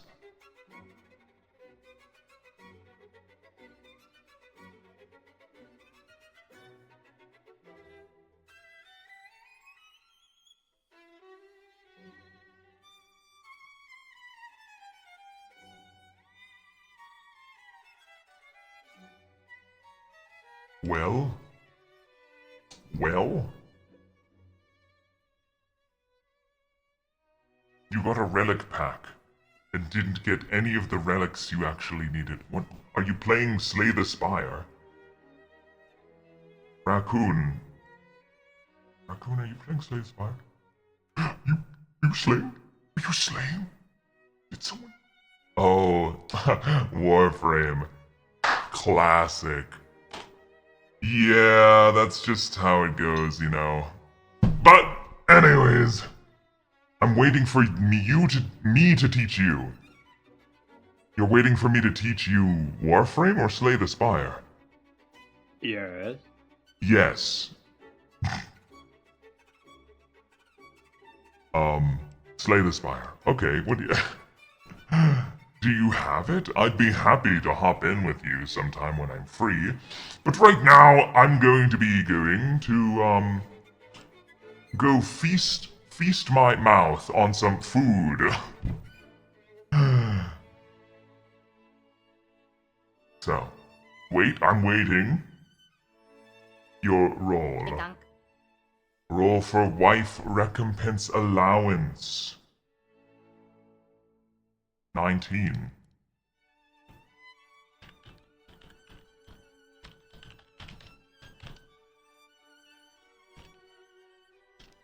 There you go.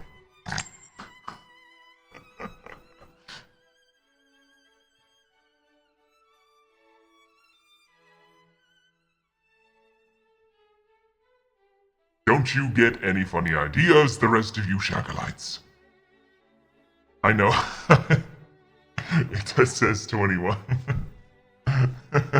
You received 21.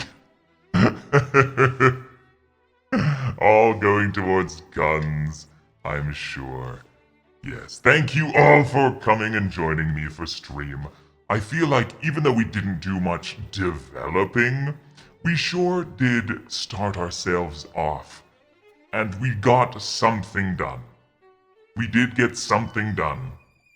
We discussed a lot on mechanics, Hello? My lord! and we decided where to start. So I think that's a huge step. Thank you. I'm glad you guys can understand the work that this sort of thing takes, even when it doesn't look like it should be hard. Roll for me to pay my mods. Pay the mods.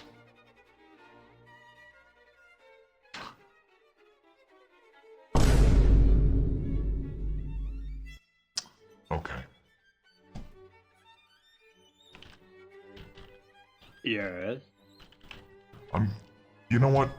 I'm just gonna make a command. I'm going to make a pay the mods command where everyone with mod status gets one recompense. But for now, you know what? I'm just gonna add all recompense. There you go. Everyone gets one recompense. And then I'll get the mod recompense. The mod payments, the feed the mod commands. Up and running. And then, hopefully, you know what? It will be really fun. Really fun. Once we get all the classes finished, I can start making funny magic items and relics for the D&D.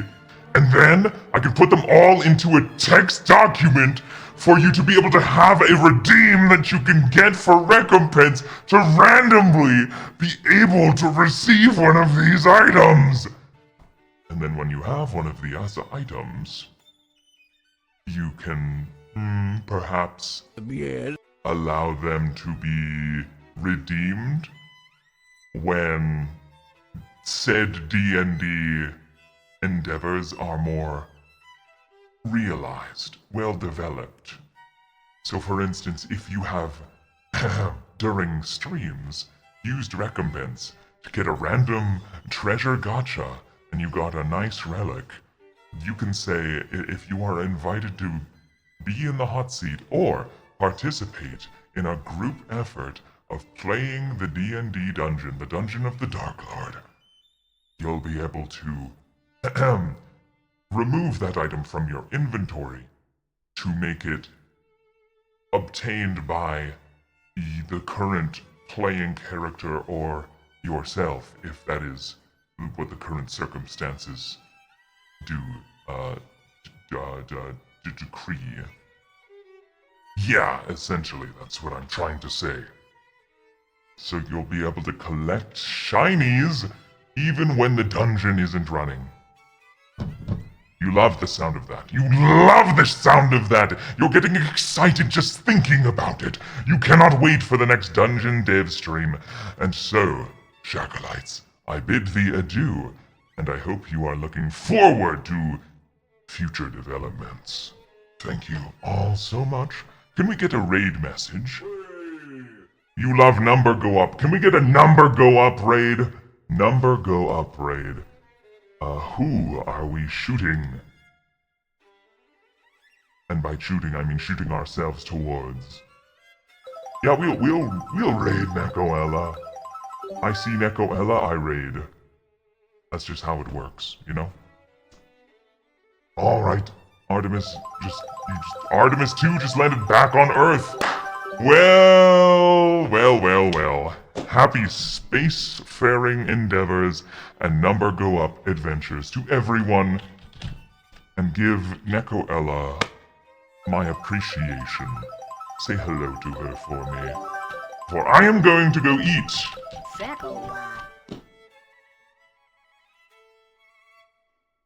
Shakawa is dead along with TTS for what do you mean Shakawa is dead? Shakawa's not dead. Do you not hear him? Oh, AI, ask Shakawa. Yeah. I know, I see what you're saying. Can I get a refund?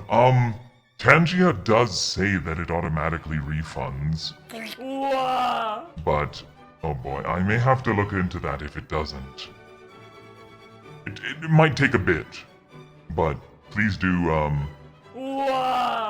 check back and confirm for me, because I have no way of knowing. It's not something you can refund. Huh, okay. I wonder if that's because Tangia's trying to handle it, but anyways, thank you all so much!